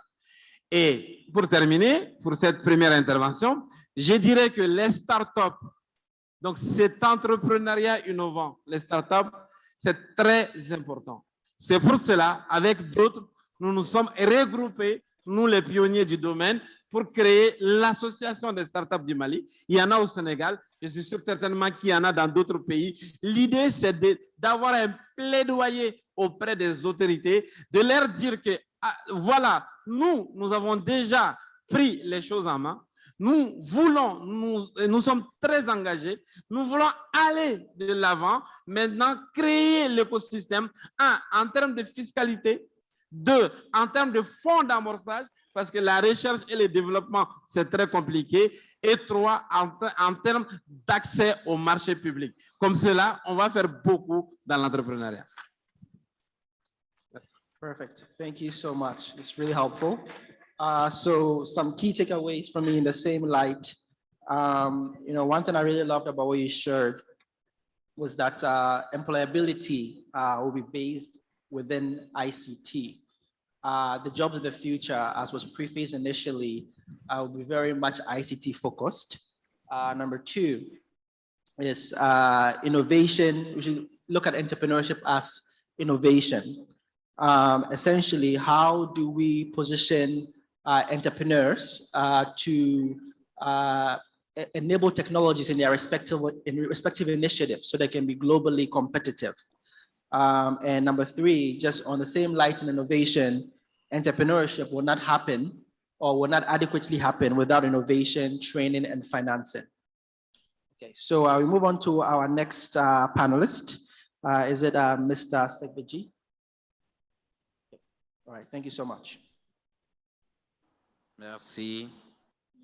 Bonjour à tous et à cette merveilleuse assemblée, les participants et aux panélistes qui m'ont précédé déjà. Moi, c'est Wilfried Juste Arwandino. Je suis ingénieur de conception en informatique et associé directeur des systèmes d'information dans une entreprise dénommée Team Group. Je suis également certifié justement sur la norme en matière des technologies, de l'information et de la communication, en particulier le management de la sécurité du système d'information. Alors, moi, je pense qu'il faut, dans un premier temps, bien situer ce qui fait que, pour le moment, nous n'avons pas encore assez de jeunes, assez de femmes qui vont dans le secteur des TIC. Pourtant, c'est un secteur qui regorge tellement d'opportunités, surtout en Afrique, qui, d'un pays à l'autre, peine encore à prendre de l'essor. J'estime donc qu'il est indispensable que assez d'initiatives visant à sensibiliser sur les opportunités réelles qui existent dans le secteur du numérique soient suffisamment présentées aux jeunes et aux femmes, qui d'ailleurs représentent cette couche-là qui a assez de prédispositions pour développer des startups en la matière. Vous savez que déjà au collège, on est tellement curieux, on est pressé avec l'utilisation des outils numériques, soit pour se divertir, c'est déjà des prédispositions qui justement favoriseraient l'insertion des jeunes dans ce secteur. Quand on sait qu'aujourd'hui, c'est d'ailleurs un secteur très porteur, il n'y a plus ce secteur d'activité où les outils numériques ne sont pas utilisés. Il faut donc suffisamment présenter les opportunités qui existent dans le secteur des TIC et de l'économie numérique. Maintenant, accompagner les jeunes pour qu'ils puissent vraiment saisir ces opportunités. Là, c'est un plaidoyer auprès des gouvernants dans divers pays, où je salue d'ailleurs au passage le gouvernement du Bénin, qui vraiment, depuis quelques années, a beaucoup d'initiatives dans ce sens. Actuellement, quand on sait que l'accès à l'Internet reste un défi, l'accès à l'Internet, je veux bien parler du haut débit, parce que si nous voulons utiliser au quotidien les technologies de l'information et de la communication pour accroître l'économie, c'est qu'il faut une bonne connexion Internet qui constitue le support essentiel d'utilisation de ces outils-là. Donc, je donnais l'exemple du Bénin où le gouvernement a entrepris un grand projet, un vaste projet de maillage de tout le pays en fibre optique qui est pratiquement bouclé d'ailleurs et à terme devait justement faire accompagner ce projet à travers l'instauration de programmes qui imposent l'utilisation d'un bon nombre de services rien que par le numérique. Il y a de ces stratégies qui permettent de rendre peut-être moins cher des options d'accéder à des services via le numérique que de le faire manuellement autrefois. Donc, c'est autant de mesures que les gouvernements doivent prendre pour accompagner justement la promotion des TIC. Et il est démontré aujourd'hui, le même service que nous rendons, peut-être de façon manuellement, quand vous essayez de le faire avec les outils du numérique aujourd'hui, la performance est tout de suite remarquée. Et d'ailleurs, nous sommes dans un monde vraiment concurrentiel et qu'il faille justement utiliser ces outils-là pour être vraiment concurrentiel au-delà de son pays, mais pourquoi pas dans toute l'Afrique. Et je voudrais finir pour dire aussi qu'il faille peut-être organiser de ces séances toujours de partage d'expérience. Les startups existent peut-être dans d'autres pays ou dans des secteurs donnés, des initiatives ont démarré. Le docteur Sidibé vient de donner son exemple pour cette application vocale dans son pays. Quand on partage bien ces genres d'initiatives qui existent déjà, ça permet justement de faire éclore d'autres nouvelles idées. Et il y en a tellement de potentialités en la matière. Et nous, au niveau de la Jeune Chambre internationale Bénin, là, je suis également le président national de la Jeune Chambre internationale au Bénin. Il y a à peine 3 mois, nous avons, en partenariat avec le ministère en charge de la digitalisation et du numérique au Bénin, nous avons organisé ces séances de présentation dans un premier temps des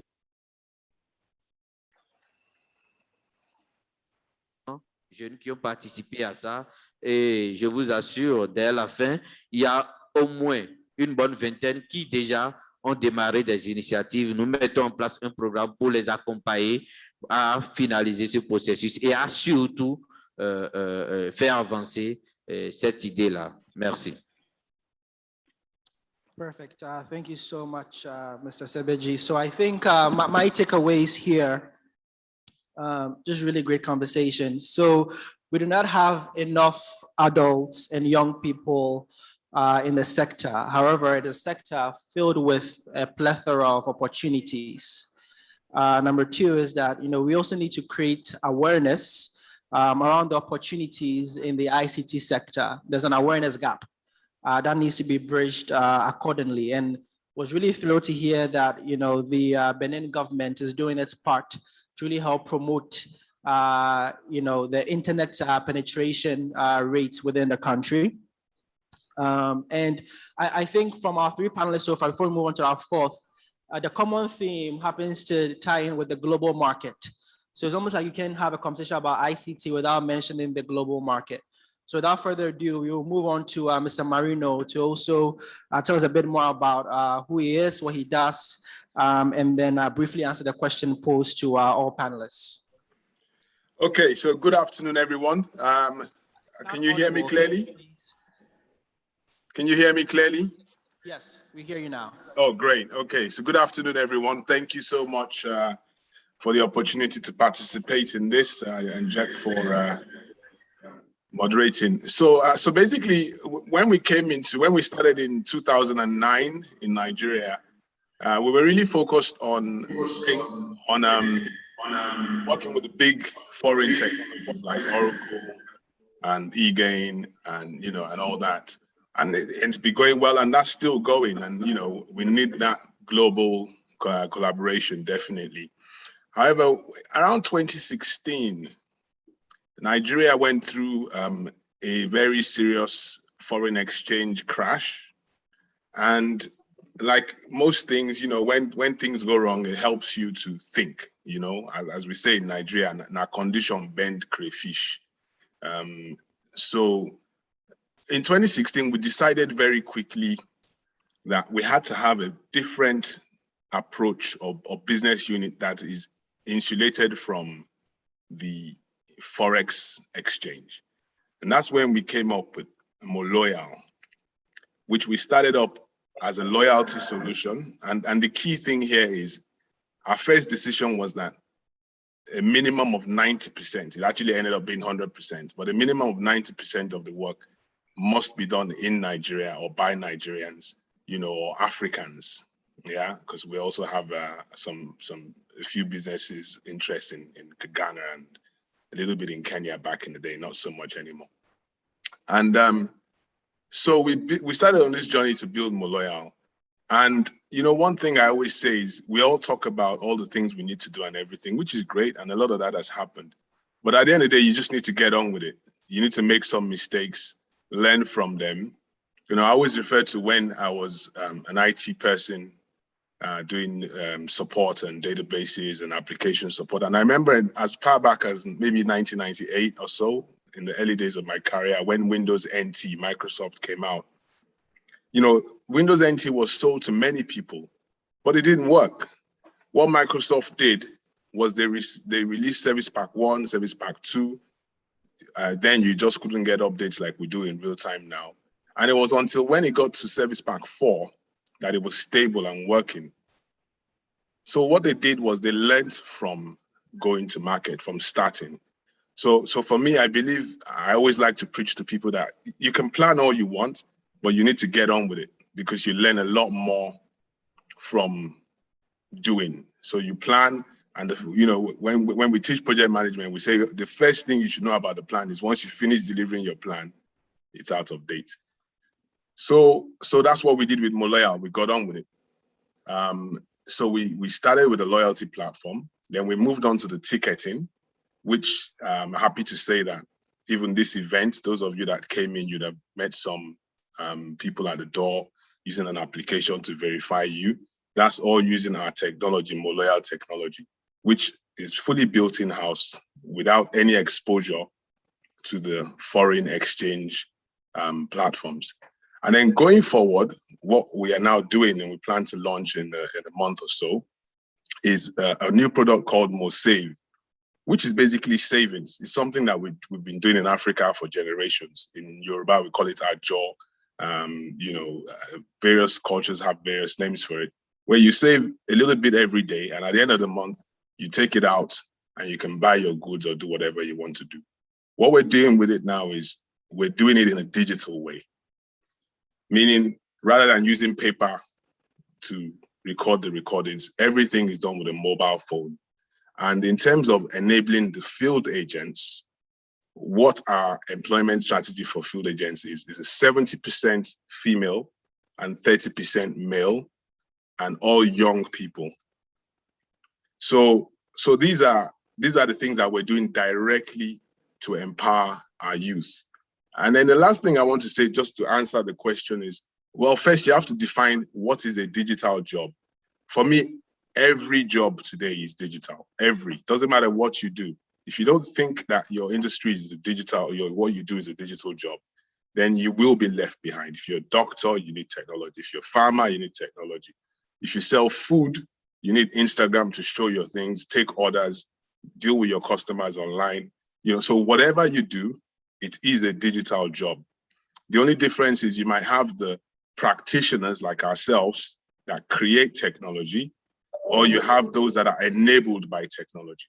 But every single job on the planet today is a digital job, in my humble opinion, which is why this MoSave thing that we're going into, we look at it as a growth area, because where you can save or let me say, do transactions with a mobile phone, what you can achieve in 5 minutes, you cannot achieve in 2 hours with paper, in terms of the feedback, the real-time data that you get to study, see what's happening next, study the trends and react.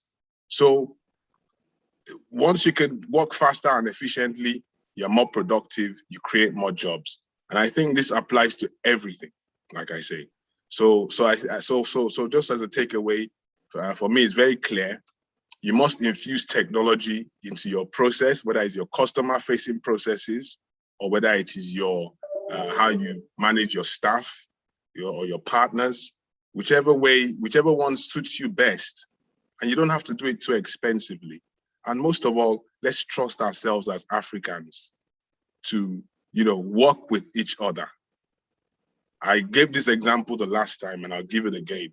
If you're a Premiership football player in the UK and you're English, just because you're English, your salary is at a premium, even if you're not as good as some of the other players.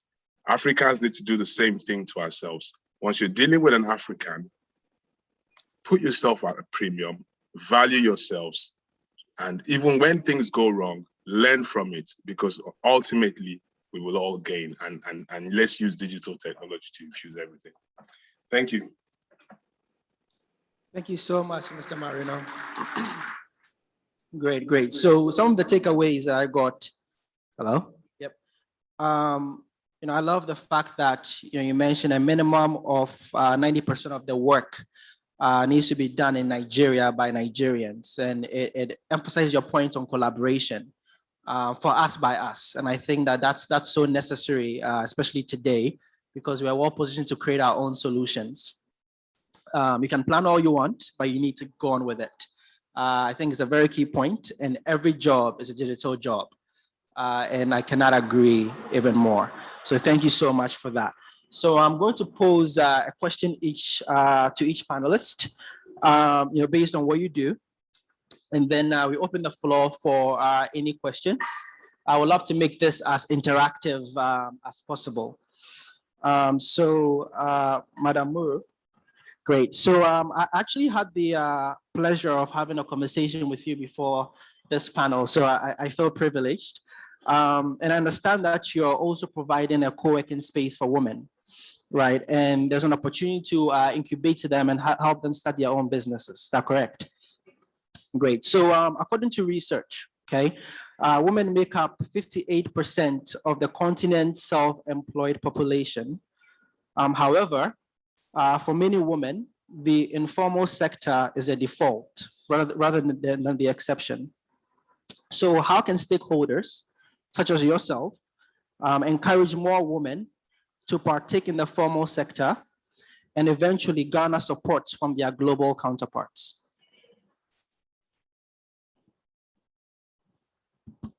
I'll go in French as well. Merci beaucoup. Effectivement, j'ai une plateforme un espace de travail collaboratif pour les femmes. Je vais très rapidement parler de cet espace qui s'appelle Espace Ma Liberté. C'est un espace de travail pour permettre aux jeunes filles et femmes en fin de formation de couture de pouvoir prendre l'élan dans le monde professionnel de la couture. Celles qui, à la fin de leur formation, n'ont pas les moyens d'ouvrir un atelier, viennent partager un espace équipé pour pouvoir épargner, se perfectionner et effectivement ouvrir leur atelier au bout d'un an, ce qui fait de cet espace un espace de travail collaboratif et un incubateur en même temps. Et ce que nous faisons dans un premier temps pour pouvoir faciliter la sortie du secteur informel au secteur formel aux femmes, c'est le mentorat. C'est important pour toutes les femmes d'avoir ce mentorat qui leur donne l'occasion de voir quelqu'un, de s'identifier à cette personne-là, qui va leur donner les informations importantes, qui va leur donner les pas à suivre, qui va leur donner la démarche adéquate pour pouvoir sortir de ce domaine informel. Également, le second aspect, c'est que les femmes restent dans le domaine informel parce qu'elles n'ont pas les bonnes informations. Quand tu as la bonne information, quand tu sais que si je suis enregistrée, si je paie les impôts, si je fais ce qu'il faut, même en tant que couturière, je peux avoir accès au marché public. Tu feras le bon choix. Mais quand tu ne sais pas que même avec le métier de couturière, tu peux avoir de grands marchés, en étant bien implanté, en étant bien reconnu par l'État, tu préfères rester dans l'informel et faire les petits boulots et tu ne vas pas apporter énormément à l'économie du pays. Et c'est dans ce sens que c'est important d'avoir les femmes organisées pour leur donner les bonnes informations et vraiment faire ventiler les informations. Donc, l'espace Ma Liberté offre une communauté où nous avons les informations qui circulent, où nous avons l'aide qu'il faut apporter à chaque personne selon ses besoins pour pouvoir réellement faire la bonne démarche en étant dans le domaine formel et en quittant le domaine informel. Le troisième aspect qui est important pour que les femmes sortent du domaine informel, c'est aussi la confiance en soi.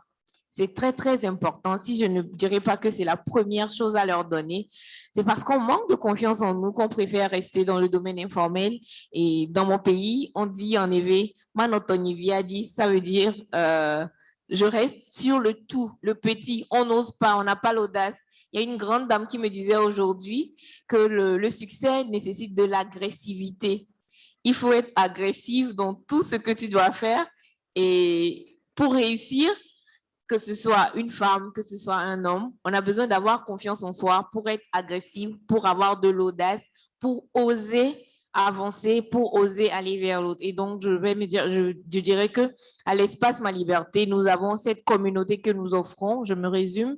Nous avons ce mentorat que nous donnons également, qui permet de donner les bonnes informations à la bonne personne qui en a besoin. Et aussi, nous les invitons à avoir plus confiance en elles-mêmes.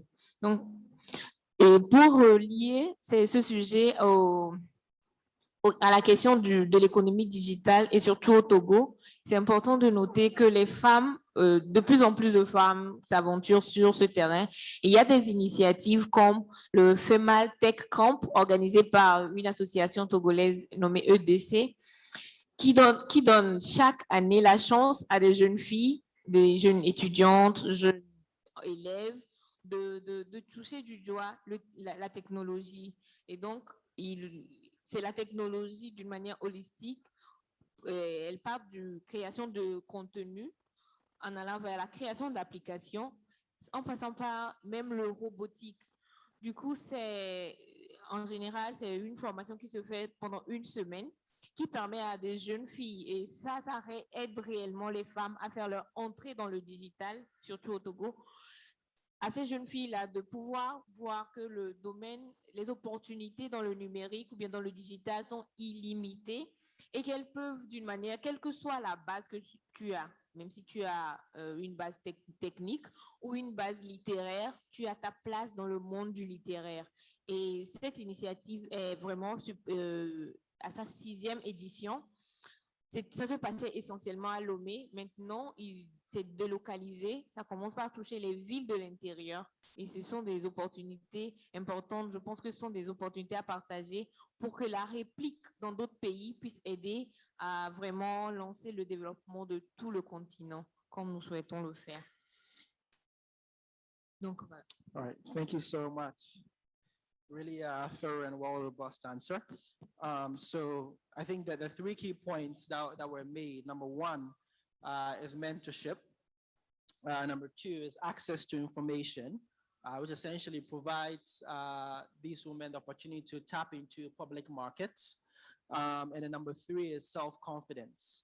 I think what I was even more intrigued by is the self-confidence aspect, because instilling self-confidence is not easy. So maybe we can speak offline on what strategies you're using if you don't have enough time. But my key takeaway is that there's opportunities in the digital sector are limitless. So we're going to move on to our next panelist, Mr. Mamadou. So Mamadou, I'm very intrigued by what you've built at Lelali, very similar to Facebook, so really cool. And love how users can share updates using voice, right, in their local languages.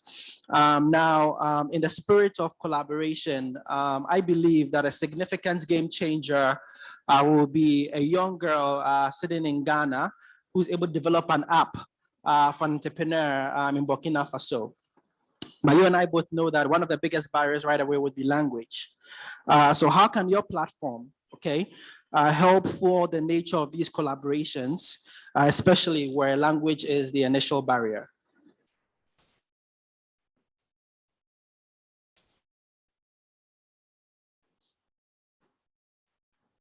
OK, merci encore. Voilà, déjà, il y a 3 ans, j'ai vu un jour sur Facebook qu'il y avait un réseau national pour le développement des jeunes filles et femmes du Mali. C'était une association qui faisait beaucoup d'efforts pour aider les jeunes filles et les femmes.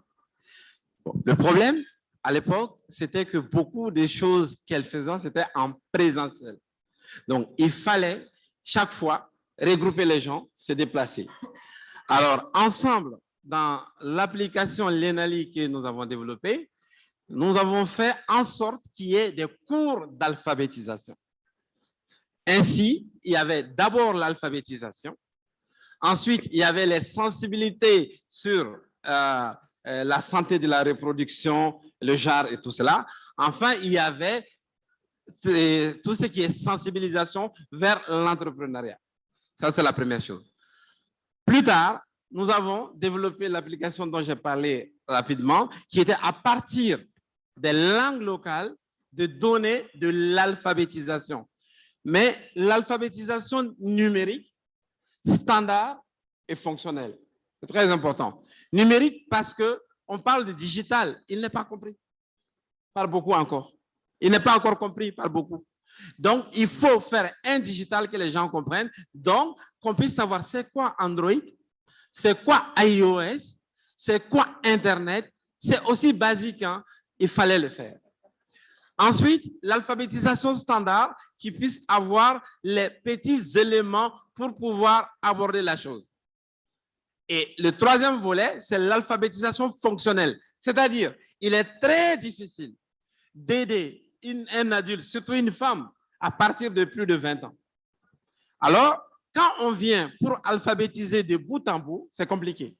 Donc, l'idée, c'était de dire qu'on vient voir la personne dans ce qu'elle fait et lui montrer que si elle est alphabétisée dans son métier, ça va l'aider à mieux s'en sortir et à mieux vendre.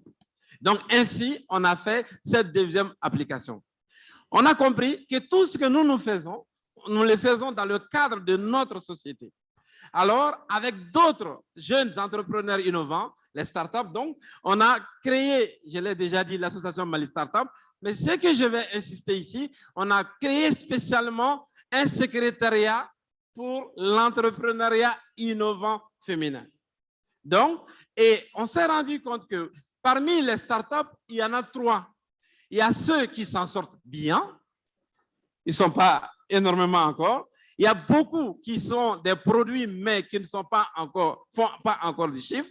Mais il y a beaucoup qui sont à l'étape idéation. C'est des jeunes et des femmes très motivés, avec des très bonnes idées, mais qui n'ont pas la possibilité de créer leur entreprise et de faire du chiffre.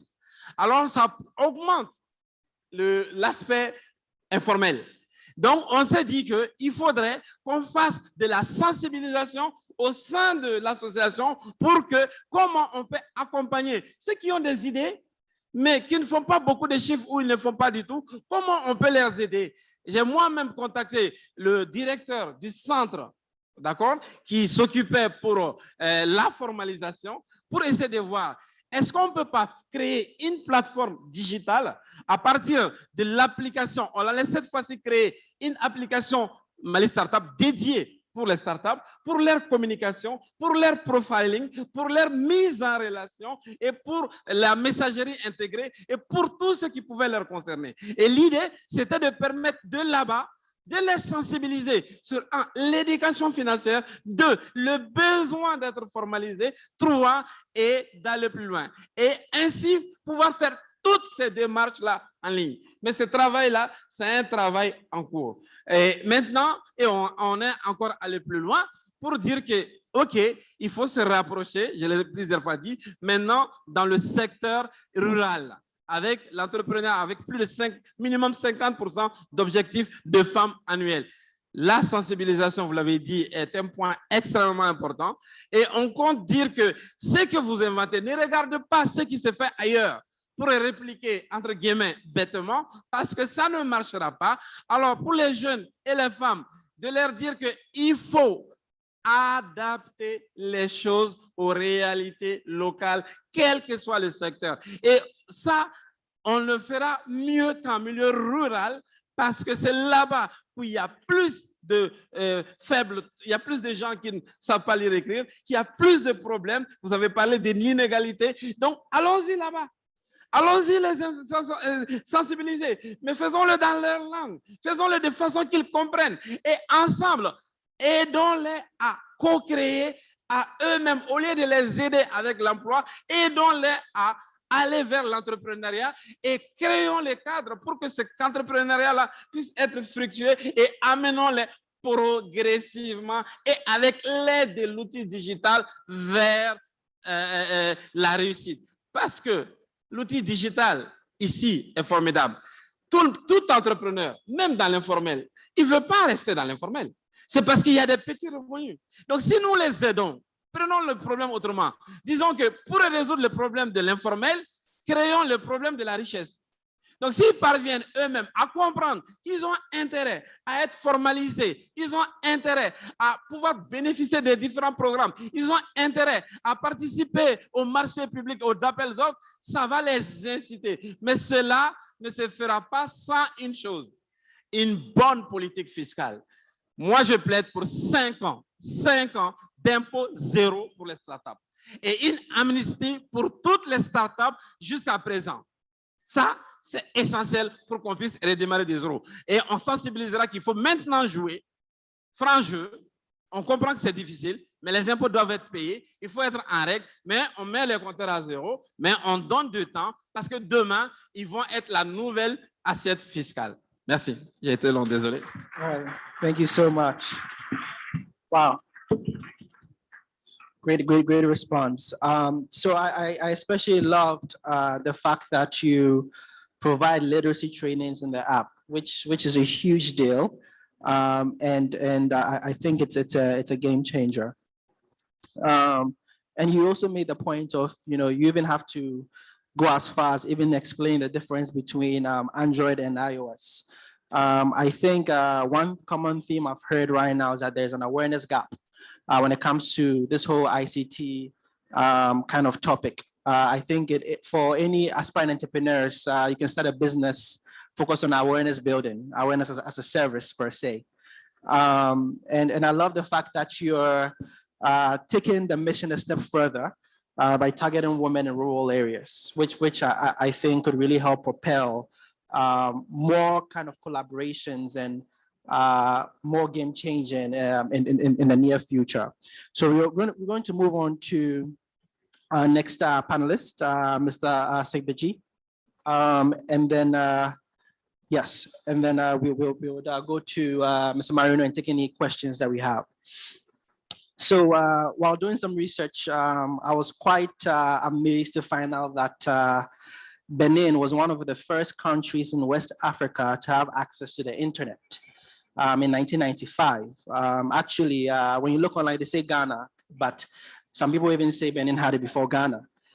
So it's quite interesting. However, 26 years later, there seems to still be a gap in the implementation of policies that allow a greater number of people to access the internet. So I'm curious to hear your thoughts on how does this gap in the implementation of policies impact the livelihoods of women and youth, especially those in rural areas?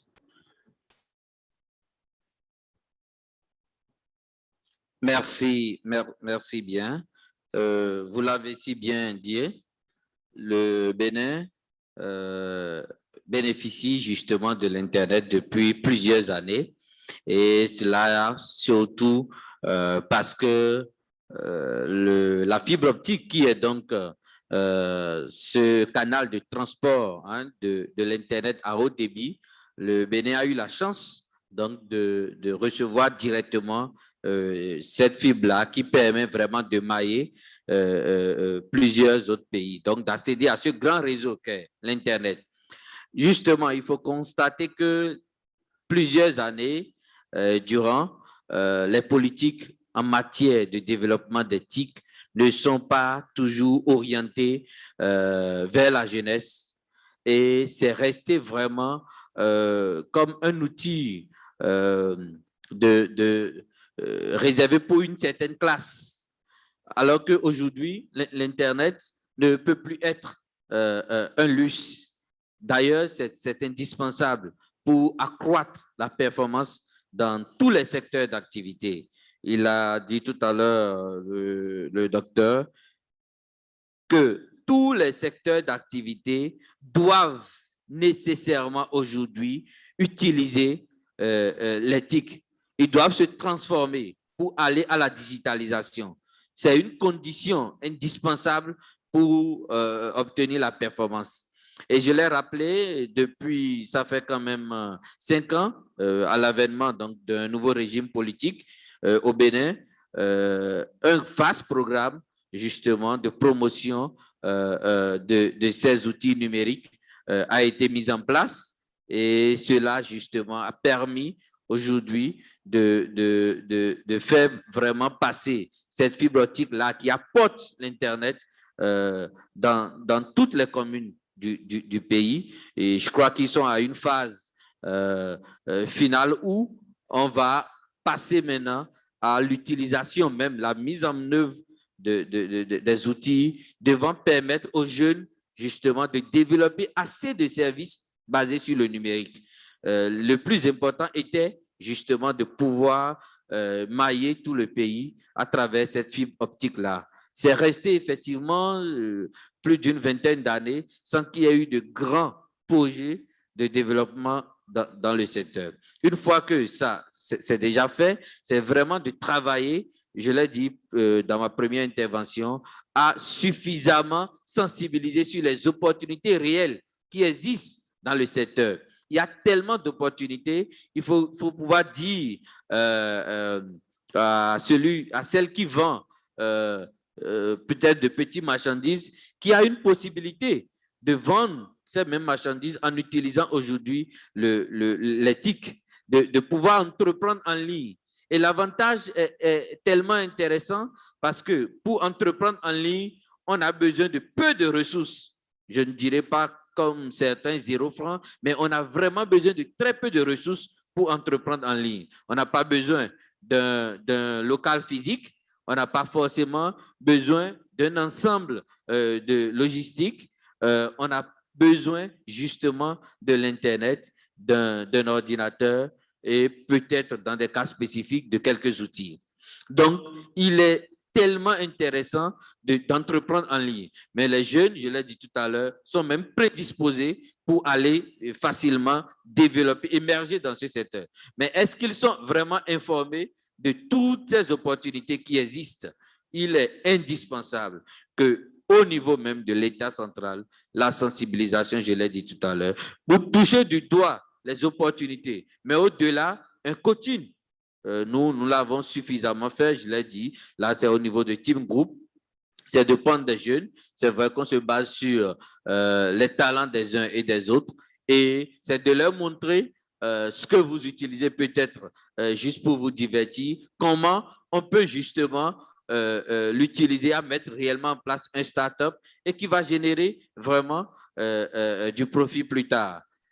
La recommandation essentielle donc vers les gouvernants, c'est de faire ce travail-là, déjà de rendre disponible l'Internet à haut débit, mais de faire ressortir suffisamment ces opportunités qui existent et de montrer aux jeunes et aux femmes que pour entreprendre en ligne, on n'a pas besoin de grandes ressources.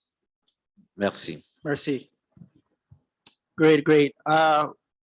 We are just starting to have fun, but I think we might need to wrap up soon. So we will jump on to the final question. But just quickly, the takeaways is ICT initially didn't take young people into consideration. However, there's a new government that's really promoting the implementation of these technologies.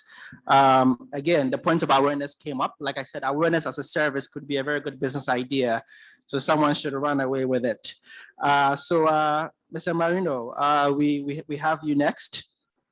So you've built a very successful consultancy, Avanti Solutions, which is based on customer relationship management, business intelligence, and e-commerce. As a fellow founder in the consulting space as well, I hope you would agree that access to the best fitted talents is one of the biggest challenges that you probably face as a business owner. So I'm just curious to understand what measures have you put in place to recruit more women and youth, especially those in the early stage of their careers? And most importantly, how do you retain them as well? Okay, so in terms of measures we put in, like you said, it's never easy to find the talent. So you have to be willing to develop people. And as they grow, your business grows and they grow with your business and vice versa. So this is basically what we do. We have a lot of, I'm actually the oldest person in my company, or in our company, I should say. So everybody else is young or younger, I should say. You know, so we focus on, you know, developing people. And when we do bring in foreign expertise, which we do occasionally, you know, we tell them from the beginning that we are not just bringing you in to consume your service. We are bringing you for knowledge transfer. And if you're not comfortable with this, then it will not be a great relationship. But if you're comfortable with this and you support us in enabling our people, then we will continue to have a relationship together and grow together. And this has been our strategy from day one, and it works because and it's very satisfying when you see a young person come in and then 2 years, 3 years down the line, the person is running projects and, doing everything and you can relax. It's extremely satisfying. It can be painful in the beginning because, there's a lot of, you shouldn't have done it this way, blah, blah, blah, like any human sort of interaction. So it can be painful.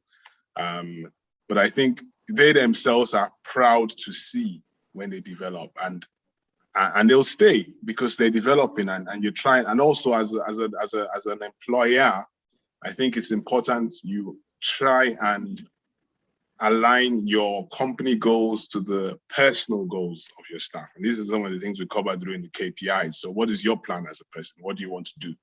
Sometimes if you're open enough, they'll open up to you. And whatever you can do to support that aspiration, I think it's important because that's what will encourage young people to stay. Because at the end of the day, they also want to grow and become better than they were yesterday. So these are the strategies we use to retain and develop them and make sure we get new talents. There's two more things I wanted to just mention. I wanted to just mention about what I think it was Dr. Sidibe said about the local language thing. I think it's very critical. At one stage, I remember I met, she's late now, Professor Sophie Oluwole, and she'd said that she believes that we should start teaching technology and maths in our local languages, even in schools. And my initial reaction, with a bit of a colonial mentality, I would admit, was, oh, how would you teach maths in Pythagoras theorem in Yoruba? But as I studied her more and read, I really quickly realized that I was the ignorant one, because if you look at companies or countries that are doing well in tech, like China, Germany, Italy, Japan, there's one thing they all have in common. They all have books in their language. Very simple, look at it, it's there for you to see. So I think I do support what he said, 100% about enabling our people in our own local languages.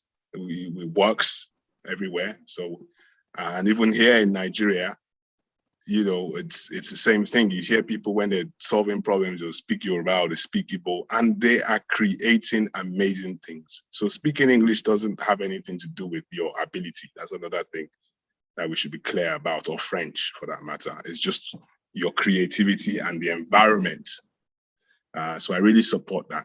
And then the last thing I just wanted to sign out on is the pandemic. I know it's been sad. We've lost, even in my family, we've lost people. So there's a lot of sadness to it. However, I do believe it's a blessing in disguise for Africa. Unfortunately, I couldn't be in Nigeria this week. I'll be back very soon. But look at what we're doing here. I'm on Zoom, I'm participating. And I think before the pandemic, they would have just found a replacement for me and somebody that was in country, and I wouldn't have had this opportunity. But we've all quickly adapted to the virtual world.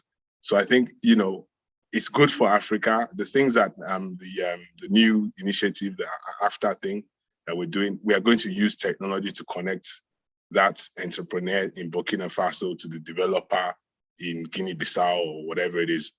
So I believe that the pandemic has a silver lining, and we should grab onto it using the digital tools to enable ourselves.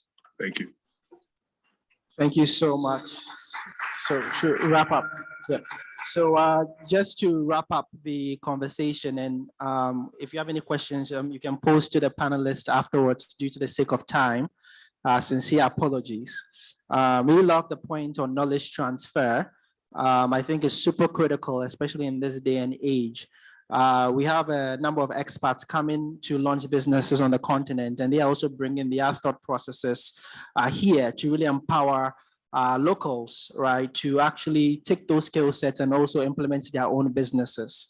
I love, the idea of how you also provide opportunities for growth and aligning the personal goals to the company goals, right? So in essence, as a millennial, if I'm working with you, I understand that there's an opportunity for me to grow.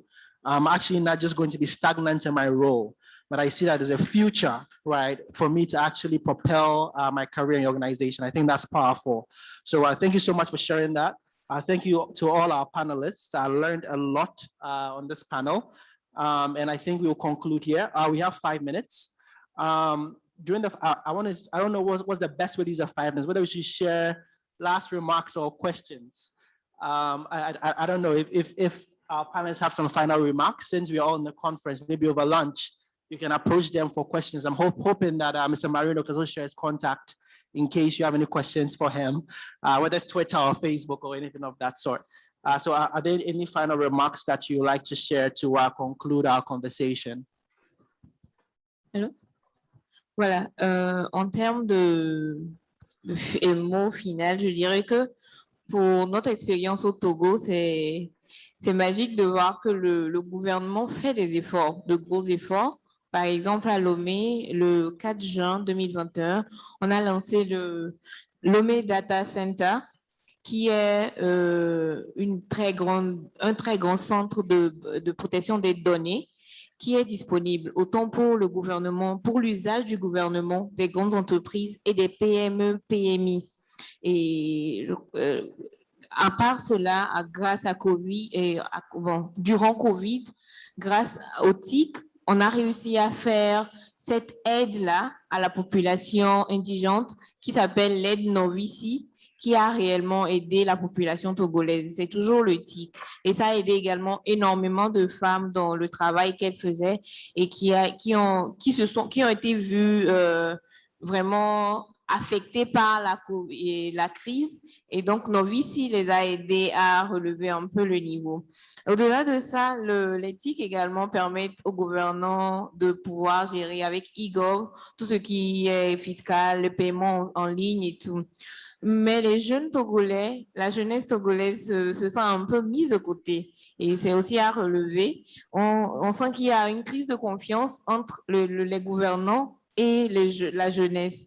Et tout le monde, oui, ce serait souhaitable de faire table rase et de pouvoir remettre les deux ensemble pour qu'on puisse se faire confiance et qu'on fasse confiance à la jeunesse pour qu'elle apporte cette innovation qu'elle souhaite apporter. Parce que les gouvernants ne consultent pas forcément toutes ces jeunesses-là qui ont un potentiel fou à mettre à la disposition de ce gouvernement ou bien de ce pays-là. Mais je crois que les avancées sont importantes, bien les avancées sont notables et nous apprécions cela. Et je crois que nous aurons les résultats avec le travail qui se fait. Encore une fois, merci. All right, thank you so much. Really great remarks. So if you represent the government here, it's important for you to listen to the young people as well, so their voices can be heard. So we on to the next person. Mr. Mamadou, any final remarks or thoughts? We have done some jobs for youth and women. In our scale, we have done a lot of jobs in comparison with our possibilities. Please, please, please help us to help youth and women. Couldn't say anything to top that. Well said. So we move on to our next panelist, Mr. Sebeji, to also share his final thoughts and remarks. Merci, merci. Donc, en guise de conclusion, je voudrais retenir trois choses. Trois choses, c'est dans un premier temps, inviter les gouvernants à travailler pour l'accessibilité de l'Internet au haut débit dans le pays. Ça reste une condition indispensable pour le développement de l'économie numérique. En deuxième position, je voudrais revenir une fois encore sur la sensibilisation sur les opportunités du numérique aux jeunes et aux femmes. Il faudrait qu'ils comprennent tout ce qu'il y a en la matière et au-delà de la sensibilisation, qu'il y ait un programme pour les accompagner. Le gouvernement du Bénin est particulièrement à saluer encore. Un fonds est mis en place au niveau du ministère de la digitalisation et de l'économie numérique, le FAEN, qui est vraiment un fonds dédié à accompagner les startups en matière de l'économie numérique. J'ai plusieurs des membres de mon organisation, la Jeune Chambre internationale Bénin, qui ont bénéficié donc de ce fonds-là et aujourd'hui ont implémenté vraiment des startups en matière du numérique qui ont tellement été appréciés, ils ont même gagné des concours sur le plan international. Donc, deuxième chose, c'est mettre en place ces fonds pour accompagner au-delà de la sensibilisation. Et enfin, montrer que l'entrepreneuriat numérique ne nécessite pas beaucoup de ressources pour pouvoir connaître son émergence. Merci. Merci. Great. So government, another responsibility to help provide high broadband internet connectivity. So our last panelist, Mr. Marino, please take us home. Okay, well, I'll just keep it short and sweet. I think everything has been said. I think you're not audible at the moment. Oh, okay. Yes. Is that better? We hear you now. Okay, great. Yep. Yeah, I said I'll just keep it short and sweet. I think everything has been said. So for me, it's just about attitude. Let's have the attitude to support each other, whether you're government, private sector, attitude to have confidence in each other in our digital transformation. And also the attitude to learn from our mistakes, because you're going to make mistakes. You don't get far without making mistakes, but learn from them quickly and react from them. And this plan, action, replan, action, and let's just keep going. Beautiful, beautiful. Thank you so much. I love the point of attitude. In Ghana, there's this song a very long time ago. It's in our local language. It says, "Subang etese enyiseng, otremutaya ebepie," which means that attitude is like pregnancy. No matter how much you hide it, it will come out. So it's important to actually maintain the right attitude wherever you go. So we end this panel now. Thank you so much for being tremendous audiences. And we hope to keep the conversation going. Wow, let's put our hands together. That was an awesome panel discussion. Yes, please, you can rise up. We're going to take a group photograph. Monsieur, can you join us, please, sir? And Madam Diop, please. Let's get a quick picture before we move on to the next thing right away. Thank you.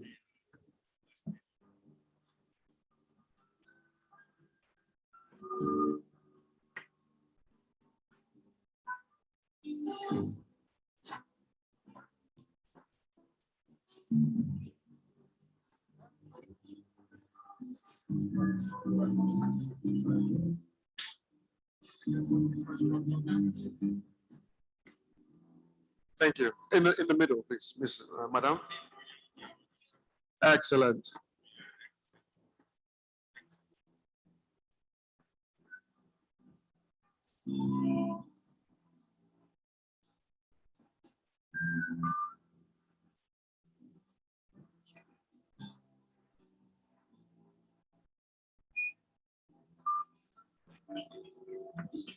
Thank you for this wonderful discussion. Thank you to the panel. Thank you, Madame. Merci beaucoup. Thank you. All right, it's time for our lunch break this afternoon. We have exactly 1 hour for lunch. We're doing okay for time, but any slip up now, if we do not start in an hour, we'll be keeping ourselves here much later than we need to. So in 45 minutes, 50 minutes, we'll start reminding us to please come upstairs. Whether we're here or not, in an hour, we're going to have to start off with the next session. So it's lunchtime. I do believe that most of us by now should have received our lunch passes. Let's start right away. It's 1:59. So 2:59, 3 p.m. on the dot, we will be kicking off. Thank you and enjoy your lunch.